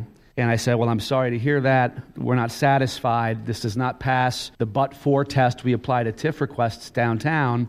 I'd encourage you to go back to the drawing board. And what I can tell you that happened is some 3 or 4 months later, the same developer came back and said, Eureka, Alderman, we can build this without the TIF. And I'm not suggesting that this is an apples-to-apples comparison, but again, it's our responsibility and our fiduciary duty to the taxpayer to push and prod and squeeze as hard as we can to make sure that when a developer is going to go and do a very ambitious development, which I've supported, that they're also owning some of the costs that come with improving that site, because ultimately their land and their investment will benefit from those improvements. All right. And mind you, this is coming from the alderman in whose ward many of these TIF largesse gifts have been bestowed. Well, and it was particularly so with his predecessor, Burton Terrace. Let me just take a moment to zero in on what Brendan Riley was saying. What he's saying is just because somebody comes to the city and says, give me X amount of millions of dollars, doesn't mean they need it. And what he's saying is that the city should exercise its oversight powers and its authority to determine whether that subsidy is really necessary to develop that project, to develop that property, or is it just a gift, essentially, a handout to a developer who has the clout? And he's pointing out that in many cases you don't need the money, even if so if a developer tells you he needs the money, it doesn't necessarily mean that he actually needs the money. So imagine if part of this Lincoln Yards site, the south part, which was formerly owned by the city, the fleet management location. If the city had not sold it to the first buyer, like Sterling Bay, and said, you know what, we want to put this out to bid. We want quotes, we want proposals for people who will develop this without subsidy. Do you imagine that they wouldn't have any bids? You know, it's just hard to imagine. This is, as Dave said, prime North Side lakefront real estate. Riverfront, excuse me, not lakefront. It's riverfront, Chicago riverfront property. This is already rising in value as we speak without any subsidy, and it is, as Reefman said, vacant. Because why is it vacant, Reefman? It's not vacant because nobody wants to develop it. It's vacant because the person who owns it is waiting for the city to hand over a few $1 billion to underwrite the cost of his development. Peter Janko knows what's going on. We know what's going on, Chicago. It's vacant. Well, so it's only vacant because he's waiting for... It's a synonym for blighted. Yeah, no, it's not a synonym for blighted. Oh, my goodness, man. So that is some good stuff. Yeah, you have any more clips? I got one more. Go ahead. Time for it? Yeah, absolutely. Dennis, if you would cue the Smith. Michelle Smith? Yeah. So one of the things that is lost in all this, I think, is that what the council is actually approving. And this particular TIF district is manifested in 6 ordinances. Mm-hmm. And one of them is called the Redevelopment Agreement, which details how Sterling Bay, the developer, is going to get paid for its first set of infrastructure projects. And when I say that, I'm saying that they have agreed to build bridges, streets, part of the 606 trail extension, and get reimbursed by tax increment. And get reimbursed, did you say? Yes. Get reimbursed? Because it's city infrastructure that they're building, and they're going to front it. So this document, this one ordinance, the Redevelopment Agreement, details that, and I wrote an article about it recently that listeners can find at chigov.com. And one of the things that I noticed is that, first of all, just listening to these aldermen question Commissioner Reisman in the meeting, some of them had not read the ordinance. Mind you, it's 600 pages, but 400 of the pages of that were economic disclosure statements by the 20 entities that are stakeholders of Sterling Bay. And the second thing is the document is detailed and rather opaque. I didn't have to, but I did go to bond attorneys and experts to try to decode what's going on in this document. So it's kind of stacked against these aldermen because they'd really have to dig deep. But the one thing that impressed me is Alderman Smith, who is the 43rd Ward alderman, who is Alderwoman Michelle Smith. Yeah. You know, there is no municipal code that defines the word alderwoman. Yeah, but Sue Garza says always call us alderman. I do what Sue Garza tells me. Anyway, go ahead. All right. So anyway, Smith's ward is directly to the east of Lincoln Yards. That's why she has a stake in this. And here she is grilling Commissioner Reifman. Whatever it is, $487 million for infrastructure. That's now, a subsidy. The assumed interest rate on that, the maximum is 7%. That is about $600 million in interest over 23 years. Isn't that correct? You're saying if they got interest on day one and didn't build the improvements over 5 years? I'm asking how much in interest costs are we expecting? You must have spreadsheets and but it's very uncertain for a lot of different reasons. Number one is we will not issue notes that accrue interest until the improvements are completed, so that eliminates a significant amount of that. After a certain lockup period, which is no more than 5 years, we can prepay amounts on the note. These are all decisions the City Council can make going forward. We can turbocharge the payments, meaning that we can choose to apply more to pay down the interest rate faster. We can have additional increment beyond what we expect to pay down those costs. Like any financing, is paid with interest, but the exact amount of interest doesn't know. We have estimated it at a certain amount just to give everyone a sense of what it could be, but that will depend on when the improvements are completed, when the monies come in, how fast the development develops. So how much interest are you estimating as of this moment? I give you the same answer. It depends on when the notes are issued and what type of interest rate we apply and whether we turbocharge or don't turbocharge. Okay. It could be as little as $200 million. And that's the money right there. As little as $200 million. It's easy for Reefman to say he's about to leave. You know, he's going out with Rahm, and he's like, so just provide just a little context. As little as two. Boy, you see how long it took to pin him down? Well, and I edited a lot of it out, too. So he actually went for quite a while. And you deduct the turbocharge from the turbocharge. And so just very quickly, is about $490 million that they're going to pay Sterling Bay, reimburse Sterling Bay to build the infrastructure. But that document doesn't define all this interest costs. And it has never been defined anywhere until finally Alderman Smith got Commissioner Reefman to say the number. Yeah, so I would hope that one of the things that Lori Lightfoot presses upon in these, you know, when she has her team of lawyers pick apart, maybe Sterling Bay should pay its own finance charges. How about that? And we don't even know what those are either because they're fees too on top of that. If like Reefman says, it can be as little as $200 million, Sterling Bay, let them kick off. It's only $200 million with the turbocharge, right? I got bad news for you. The TIF is going to pay for all the financing. Well, we don't know what the number is. No, but the current TIF, the deal, and one of the things that Lori Lightfoot's supposedly doing is having her lawyers. That's what she said. She's going to read through it, and so maybe they'll say, for instance, they could the Ben Joravsky suggestion, the way TIFs are structured, all the taxing bodies contribute money to them. We could pull the schools out. You take the schools out, so like they did with the transit TIF. Like we did with the transit TIF. All of a sudden, the schools are not losing money to Sterling Bay, and so when Sterling Bay finally starts paying property taxes on the property once it's getting developed, the school gets their share. And I believe it was Alderman Osterman in the committee meeting asked about that, and Commissioner Reefman said, "Well, that's a transit TIF." No, what? That's no answer. You can make this like the transit. Oh man, I'll tell you what, Reefman is earning his keep. I'll tell you, he's earning. All right, Dave Glowacz, Mr. Bike, excellent job as always. And one more time, independent journalist Dave Glowacz reports on local government at chigov.com. He's also Mr. Bike, a bicycling instructor and author of the best-selling paperback Urban Bikers Tricks and Tips. He's the man, the myth, the legend. We're going to bring him back probably next month to talk about this in greater detail. You okay with that? Yes, thank you. All right, very good. Dave Glowacz, Peter Janko, the man, the myth, the legend from the 14th Congressional District is waiting to step up. We're going to bring him on after this.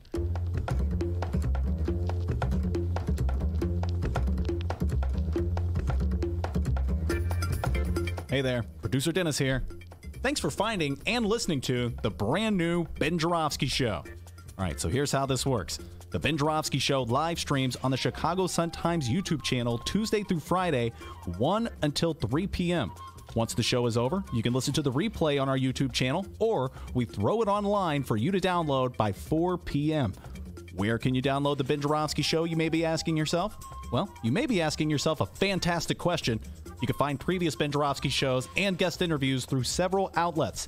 The Chicago Sun-Times online, chicago.suntimes.com, the Chicago Reader online, chicagoreader.com, and wherever else you listen to your favorite podcasts.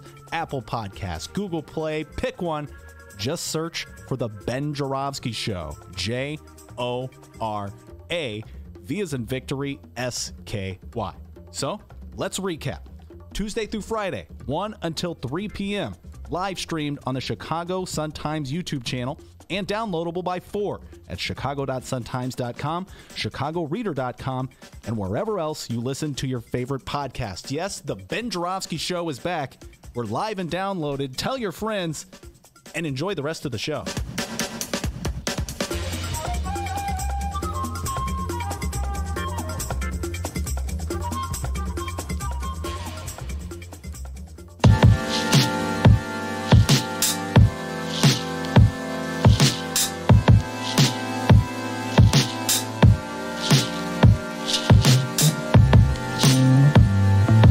Hey, welcome back to the Ben Joravsky Show, live from the Chicago Sun-Times. Yes, indeed, we are live from the Chicago Sun-Times. The immortal Peter Janko is in the studio. Dave Glowacz has left the studio. Independent journalist Dave Glowacz has left the studio, but Peter Janko has replaced him. We're going to switch gears. The Democratic Party's official congressional arm, the Democratic Congressional Campaign. Well, we'll get into all the details in a little while with Peter Janko from the 14th Congressional District. He's a state central committee. Before we do that, D, got an update for us, young man? Absolutely, I do. Last week, we reached 1,000 likes on the Ben Joravsky Show Facebook page. And on Friday, we announced our Caption Contest to celebrate it. The picture is posted on top of our Facebook page at Benny J Show, B-E-N-N-Y, the letter J, Show. It's one of our mayor. And for about 30 or so more days, Rahm Emanuel welcoming our mayor-elect Lori Lightfoot into the mayor's office. And he's got his hand on her back and a smile on his face. A fantastic picture to caption. And as always, we asked and you delivered. Thank you to everyone who posted their captions. You're all hilarious. And a special thank you to those who shared the caption contest with their friends. There's like 15 of you. It's all hands on deck here on the Ben Joravsky Show. And you guys help spread the word. We can't thank you enough. You're all awesome. All right, now let's read some of these captions here. At the end of today's show, our guest at the moment, Peter Janko, will be picking our winner. Yeah. We got 3. We're going to do 3rd place, 2nd place, 1st place, all right, for the caption contest. All right, so let's go ahead and read the captions here. Once again, the picture is Mayor Rahm with his hand on Lori Lightfoot's back with a smile on his face, welcoming Lori to the mayor's office. Picture that as I read Garnett's caption. Garnett's caption is, and over on this wall is where we have the machine that creates the potholes that powers the city that works. I like that one, yeah. I'm a big fan of that one. I like that one, yeah. Over here.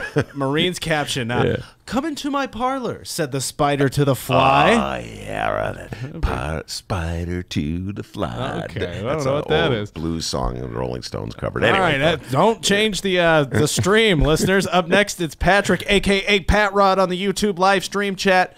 I like this one here. It's like a movie or something here. It says, this is Lori. Hey, what's with this wall? And Rob says, yes, that's my wall map of Chicago. Isn't it great? And then Lori goes, where are the south and west sides? Then Rob says, hey, come over here. I'll show you the chair you get to sit in. That's pretty good. Yeah, that is good. On to Alex's caption. Alex, his caption is a throwback to when Rahm dropped out of the race here. Alex's caption, the next mayor of Chicago hasn't entered the office yet. Yeah, that's beautiful. I love that one. Up next is Ryan. This is Rahm talking here. His caption, I can't stop pulling his Joe Biden. Okay, Ryan. Oh, goodness. John's caption is next. So, this is the place. Hey, sorry about the drab carpet. Let me show you the TIFF vault in case you want to redecorate. Yeah, that's exactly right. All right, we got the Pops. TIFF vault. That's a good one. These are great captions, guys. Up next, it's Pops. Pops' caption, this way to the dead fish cooler, Lori. Oh, Ben Rahm's really likes notorious for the dead fish. Remember that one? Ben is digging these captions. This is good, man. I really like Sue's caption. Sue's caption here. Now, remember, Rahm had his hand on Lori's back. Sue's caption, and this is Lori Lightfoot talking here. Up a little higher, to the left. Oh, yeah, right there. Like she's getting her back itched or something. Oh, pretty good, right? Yeah. Pretty funny. Yeah. Anna, simple one here. It's all yours. Bye. I am out of here. Sharon's caption. Come on, I want to introduce you to my ferret. He comes with the office, but he's a little nippy. Rahm's ferret. Okay. Evie's caption. Evie puts, Lori, this is the fuzzy sweater closet. Lori remembers that old fuzzy sweater commercial. Janko's got a tough decision here. Yeah, no. Donald's caption is next. No, not Donald Trump, just regular old Donald. That may as well be Trump with this caption, though. Now, where did Biden tell me to not put my hand? Mm-hmm. lot of Biden jokes. Yeah, Grandpa Joe. Got a lot of Biden jokes. Here's Margaret's caption. Let me introduce you to my tailor, referring to Lori Lightfoot's pants in the picture. They are a little big, bit baggy. Jay's caption. Finally, someone who's shorter than me, exclaimed Rahm. Shauna's caption. Funny. I heard there was a ribbon around my desk and chair. And Rahm says, yes, I just wanted to do one last ribbon cutting. He loves cutting ribbons. Oh, he does. All right, Liz. Liz puts, hi, Lori. Hey, let's hurry. I'm listening to my favorite podcast, The Ben Joravsky Show. Oh, no, they put The Ben Javorsky Show. That's all right. It's close enough. Rahm knows what it is. Yeah, Julie puts, no, you can't turn around and leave. You're stuck here for 4 years. Yeah. Catherine puts, the dumpster fire is over here. Patrina puts, damn, you short too. That's what it said. Damn, you short too. In Roman numerals too. Yeah. Joseph puts, this room is what I refer to as deal or no deal. Steve puts, and here is where Jane Byrne made up with the evil cabal. Yeah. Chuck's caption, Lori, you really should take up swimming. Michael, you see, this is where I keep my very own TIF money stash. Every penny counts. And finally, John, hi, Lori, come on in. Can I take your your coat? Yeah, can I take your school? By the way, Steve, and here is where Jane Byrne made up with the evil cabal. I wonder if that's the same Steve. I think it is. Keep the captions coming. If you're listening right now, Peter Janko's going to announce the 3 winners at the end of today's show. All right, very good. Peter Janko, yes, from the 14th Congressional District. Welcome back, Peter Janko, to our humble airwaves. Thank you for having me on today. Yeah, now, Peter Janko, folks, you may not know this, was a guest on my old radio show a couple of times. He was the insurgent who won, who was victorious in the race for central committeeman of the 14th Congressional District, and our state central party committeemen are apportioned by congressional districts. Each district has a woman and a man. Am I correct about that? Yes, you are. All right.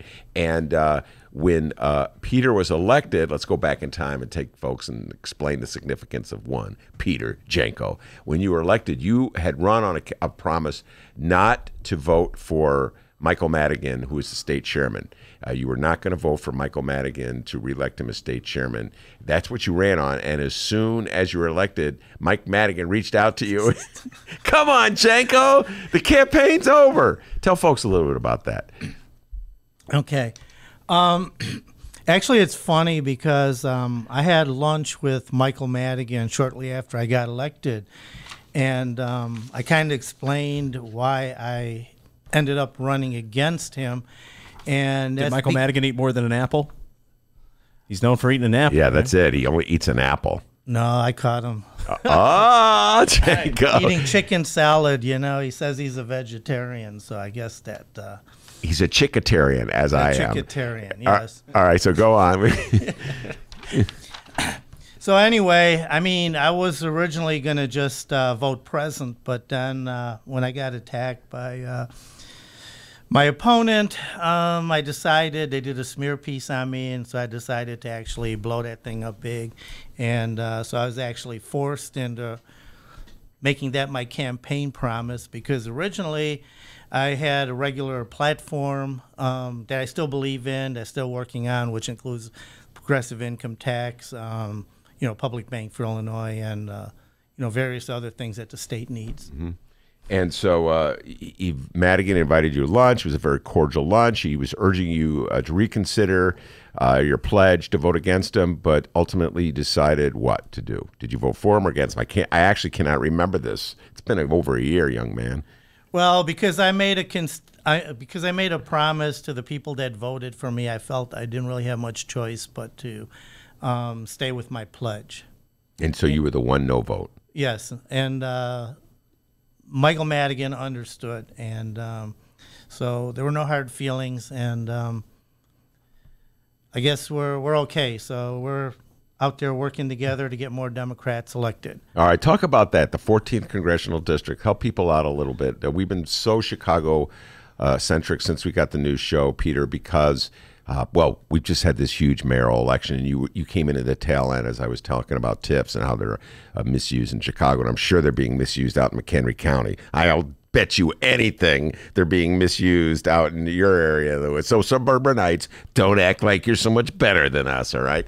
All right, so but tell folks what the 14th Congressional District consists of. What are some of the towns, et cetera? Okay, the 14th Congressional District is kind of like a giant C. It goes up into Lake County. contains Antioch, and then it kind of swings down to Fox Valley, and has towns like Woodstock, Crystal Lake, most of Crystal Lake, Geneva, and swings way down into Plainfield areas, and it goes as far west as DeKalb and Sandwich, and in the northwest goes to Harvard. So it's a huge district. It's 1,600 square miles. Yeah, it's a very gerrymandered district, and it recently elected a new congresswoman. Am I correct about that? That's true.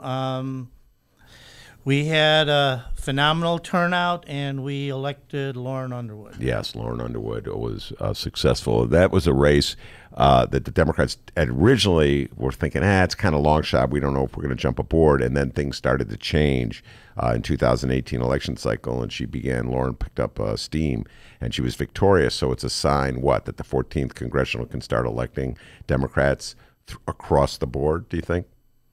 I believe it's the start of that, and the amazing thing is I think it was the progressives in all the different groups that came out became the volunteers. So I don't think Lauren could have done it without the support from a lot of the progressive groups out there, like Progressives of Kane County, McHenry County Progressives, DeKalb area Progressives. So those were the people that were actually out there from morning till evening, every spare minute, working to make sure Lauren got elected. Now, before you moved out to, people may not realize this, before you moved out to the burbs, you were a Chicago kid, right? That's right. I grew up around Lincoln, Fullerton, Halstead, the old 43rd. And I remember as a young guy, working the Fullerton L platform. So that's kind of my thing. Wait, you were working? What do you mean working for? You were working for a campaign? Yes. Which campaign? Gosh, that was way back in the 70s. Aldermanic campaign or congressional? All of it, all the city campaigns, I think at the time our alderman was Alderman Singer. Oh, Bill Singer was the alderman, Singer, yeah. And so are politics played a little differently out in the burbs than they are in the city, or are they rough and tumble out there as well? Oh, it's pretty rough and tumble out there. I mean, we're competing with Chicago and a lot of the darker aspects of politics. There's no question about that. But I believe that goes on everywhere. All right. Well, one of the crusades that you have going right now, and this is what you really wanted to talk about, so let's talk about it, Sure. Has to do with the Democratic Congressional Campaign Committee, the DCCC. And many years ago, Rahm was the head of the DCCC. And all right, tell folks what your gripe is with the DCCC at the moment. Okay, like right now, the DCCC decided, the way I understand it, this policy has been there for a while. It was just never really advertised, but they want to enforce a blacklist. So anybody that challenges an incumbent, they essentially, all the consultants, all the people that the candidates use to help them win, get blacklisted so that they cannot help these candidates, and if they do, then they can't work for the DCCC candidates anymore. So explain what you mean by blacklisted. There's a pledge that has to be signed by DCCC has a pledge, and it's on their website, and potential vendors have to essentially promise that they won't help anybody that's challenging an incumbent. And for the longest time, I guess that's an unwritten rule, in all politics, down from the county board level all the way to the top. There's always some kind of, it's an unwritten law that you're not supposed to run against an incumbent. All right, well, let's just break it down so people can understand. For instance, in the last cycle, Marie Newman ran against Congressman Lipinski I want to say, I'm doing this off the top of my head, the 3rd congressional district. Isn't it the 3rd?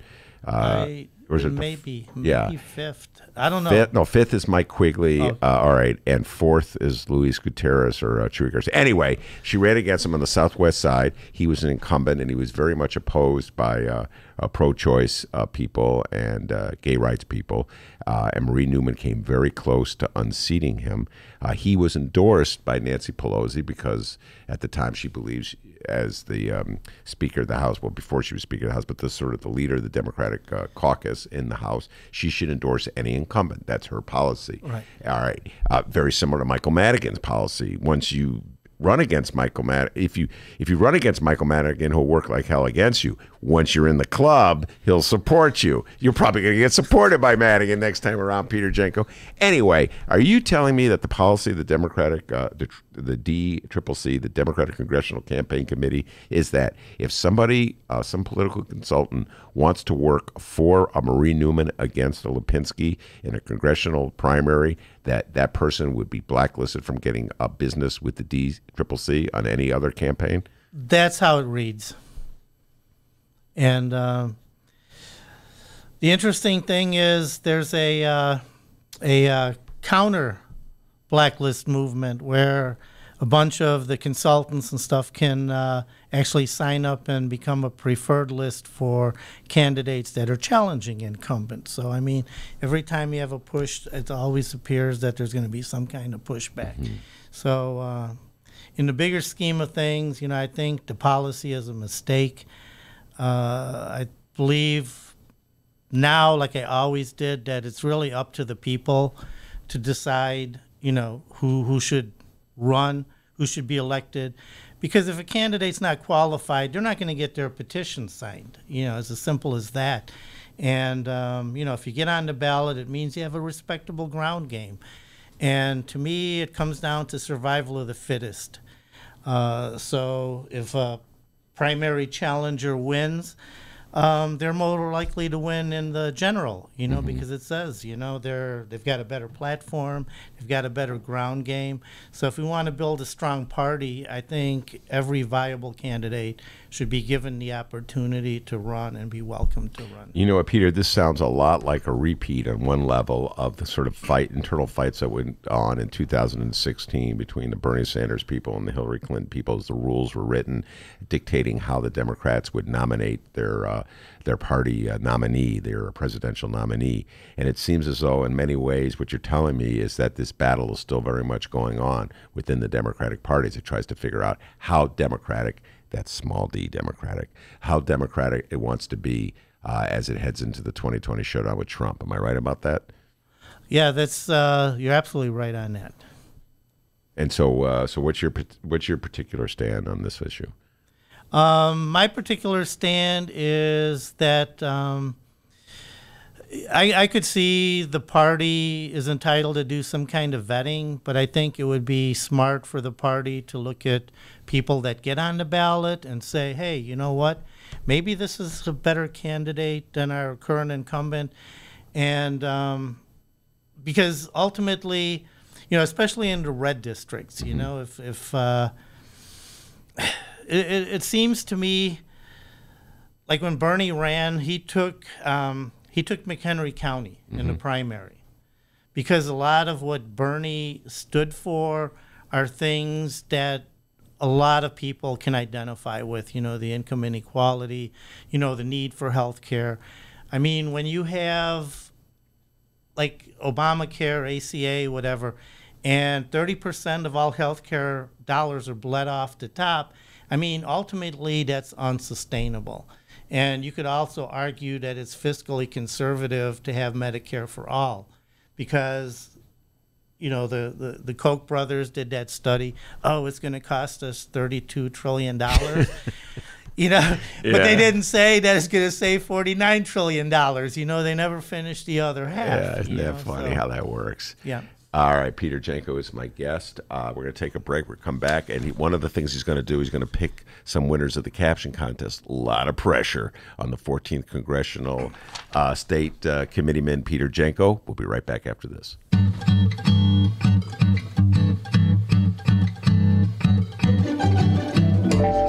If you would like to advertise with the Ben Joravsky Show, and who wouldn't, contact Tracy Boehm at publisher@chicagoreadercorp.com. We have several advertising options for your business or organization, and quite frankly, we would love nothing more than to tell our listeners all about it. Once again, that's Tracy Boehm at publisher@chicagoreadercorp, that's CORP as in Paul.com. to advertise with the Ben Joravsky Show, the Chicago Reader, and the Chicago Sun-Times. We look forward to plugging you. Okay, well, that came out kind of weird. More of the Ben Joravsky Show live and downloaded in moments.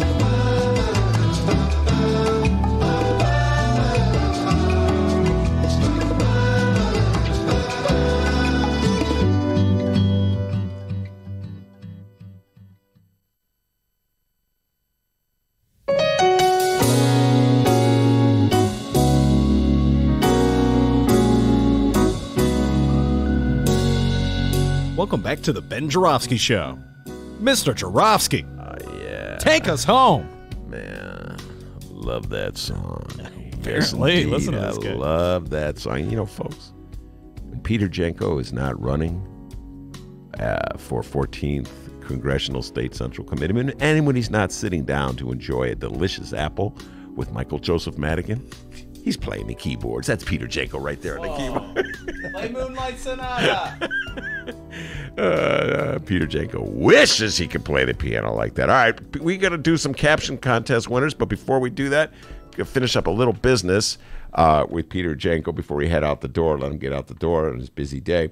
So we were talking before we went to break about the ongoing battle between the activist element in the Democratic Party and the more mainstream element of the Democratic Party. By the way, folks, this Thursday at the Davis Theater, there's that documentary I've been talking about, Peter. I think it's called Bring Down the House, about Alexandria Ocasio-Cortez. Many of these themes are in her race for Congress against, was it Joe Crowley from Joe Crowley from Joe Crowley is a sports writer for the Sun-Times. Joe Crowley from Bronx in New York, and how she defeated him.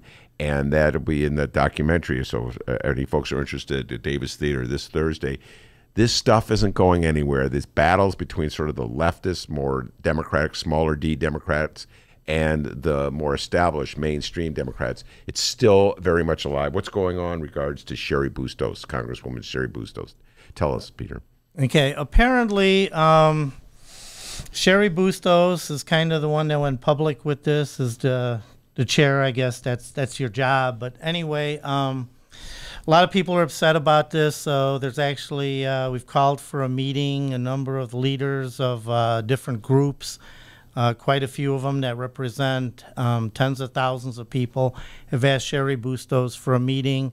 I just received an email today, and there's a couple of dates given. So at this point, it's the ball is in her court, and we're going to find out if she's going to stick with that or if we can change her mind about this policy. All right, very good. And you had some news about possibly running for state rep, or we're going to hold that news off, or are you going to talk about that today, young man? No, we can talk about that today. All right. So Peter Janko, having been successful in his run for state central committeeman, you're thinking of running for state rep. Yeah, I kind of made up my mind. I've talked to a lot of people, and I've got a lot of support for doing that. It's for a seat that's in a solidly red district. It's a seat kind of like Lauren Underwood's that's kind of always been perceived as being unwinnable. So it's going to take a lot of work, but I'm, What seat is it? What number is it? It's the 63rd and who's up in McHenry County. The incumbent is Steve Reich. And he, of course, is a Republican who's been around for how long? 16 years. And why do you think he could beat him? I think in the past, it kind of goes back to this whole DCCC thing, but the conventional wisdom has always been that you run Republican light in, red districts, and everybody's tried it and failed. So I think you have to show that you stand for something. So since I've been elected, I've been talking to a lot of the legislators and stuff like that, and talking to people, see what they want in the 14th. Actually working to improve infrastructure out in our area. For example, trying to resurrect the Amtrak to Rockford thing. So I've talked to a number of federal and state legislators. We've had a rough winter, cold and snow and ice and stuff, so I haven't been able to meet people as fast as I could, but now that the warm weather's coming up, I can do that. And so anyway, the other reason I think I have a good shot at it is because I probably shouldn't give away a secret, but don't give away the trade secrets. But go ahead. I'm going to start early. I think you need a 2-year campaign cycle. Mm-hmm. I think that's what Ocasio-Cortez did. She started very early on there to counter. I mean, what do we use big money for? I mean, why do we want it? To get name recognition and exposure. So I'm from the old school, Fullerton L platform. You go out there and shake hands and meet people and ask them to vote for you. He's old school, right? Lane Tech graduate. People don't know that, Peter Janko. He's out in McHenry County, but he's a Lane Tech graduate. All right, Peter Janko, I think the time has come. No more ducking and dodging. You're going to have to name some winners. Is that correct, Young Ducking D? and dodging time's over, Janko. But before we get into these captions, let's read over what our live streamers are talking about here. Right, Shout out to everyone who reached out to us. Quite a few here. Adolfo El Mondragon reached out. Dragon. He was listening earlier. He said, isn't Cochran going to jail for essentially the same thing Rick Munoz committed? Yeah. Well, I do not know the answer to that question because I don't know exactly what it was that Munoz talking about taking the money from the. Yeah, okay. I don't know. I got to get a lawyer to look into that one. Bruce. Hey, where's Coogan when you need him? Bruce says the fix is in for Lincoln Yards. Yeah, I got a feeling he's right about that. Our good friend Pat Rod said, as far as Lightfoot on Lincoln Yards, she sounded against it to me at the Hideout when you were talking with her at the Hideout.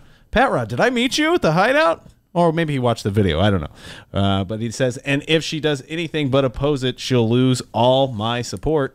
Kyle Young says, more sailor talk. He wants more cursing.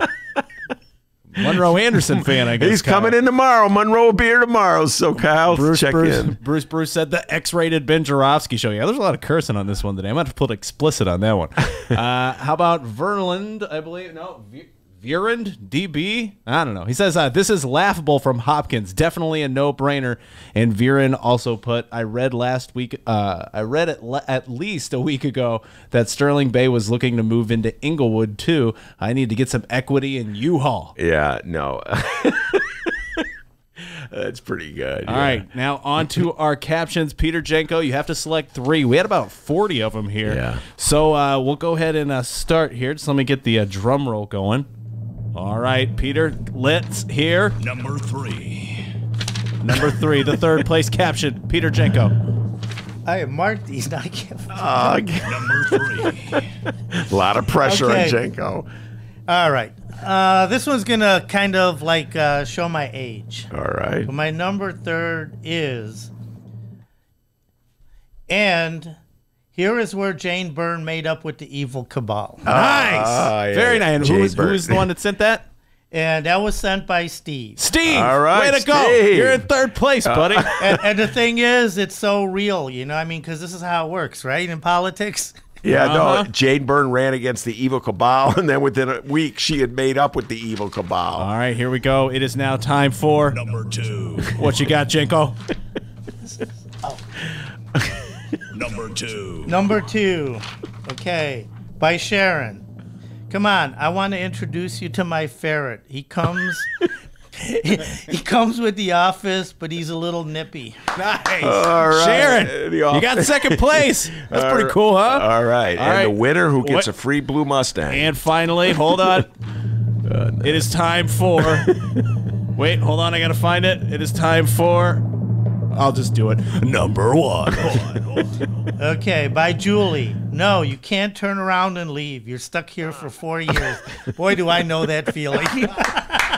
All right. Nice yes, work, Julie. Janko. Julie, you won. All right. And now Peter Janko will sing one of his favorite songs, Julie, Julie, Do You Love let's Me? Hear it. No, don't sing it. All right. You're just the greatest singer. You don't know the song, Julie, Julie, Julie, Do You Love Me? Oh, come on. That's your generation. You're not. maybe you're a little younger. You don't know that song. All right. Our next caption contest, let's do it when we hit 1,200. How Oh, about we're that? right huh? around the corner Yeah, there. yeah. We're about, Okay. I think, 30 away from 1,100. Yeah. So when we hit 1,200 likes, head over to the Ben Joravsky Show Facebook page. If you've yet to like the page, go do it. BENNY, the letter J, Show. Ben, spell that last name for him. J-O-R-A, V as in victory, as my beloved Bulls will do tonight, S-K-Y. You have no excuse. Find us, like us, tell your friends. All right, very good, D. Excellent show today. I want to thank Maya Dukmasova, who has left the Dukmasova. building. What did I say? Dukmasova. Oh, she changes it every week, D. You don't want to get too wedded to one pronunciation. Dave Glowacz, the man, the myth, the legend. Mr. Bike did a great job of breaking down the Lincoln Yard deal and came with his own bits to play. I thought that was really good. Audios, as we call it. I know. Usually it's just that bell. He brought the bell and everything. We're going to take a deeper dive with him probably in a week or so on that deal. And, of course, the legendary Peter Janko in from McHenry County. Peter, welcome to our humbling surroundings, and thank you for coming back. We'll bring you back to talk about the political goings-on in your neck of the woods, all right? Looking forward to it. All right, very good. Miles did an outstanding job. Rough week for Roosevelt last weekend. I think it's going to be good times ahead, Miles, for you guys. Good times ahead. And, of course, the man, the myth, the legend. Oh, yeah, behind the board. The pride and joy of Alton, Illinois. You know what they say about him? You know what Otis Wilson said about him? The ladies all love him for his body and his mind. No one says that. Give yourself a raise. Take it out of petty cash. See you tomorrow, everybody. And hey, live streamers, if you missed any of today's show, remember, you can download it at chicagoreader.com and chicago.suntimes.com to download the show. Downloaders, hey, we're live. We do the show live Tuesday through Friday. We'll be live tomorrow, 1 until 3 p.m. Central Time. chicagoreader.com, chicago.suntimes.com. Big thank you to everybody. We'll see you tomorrow. Tell your friends, huh?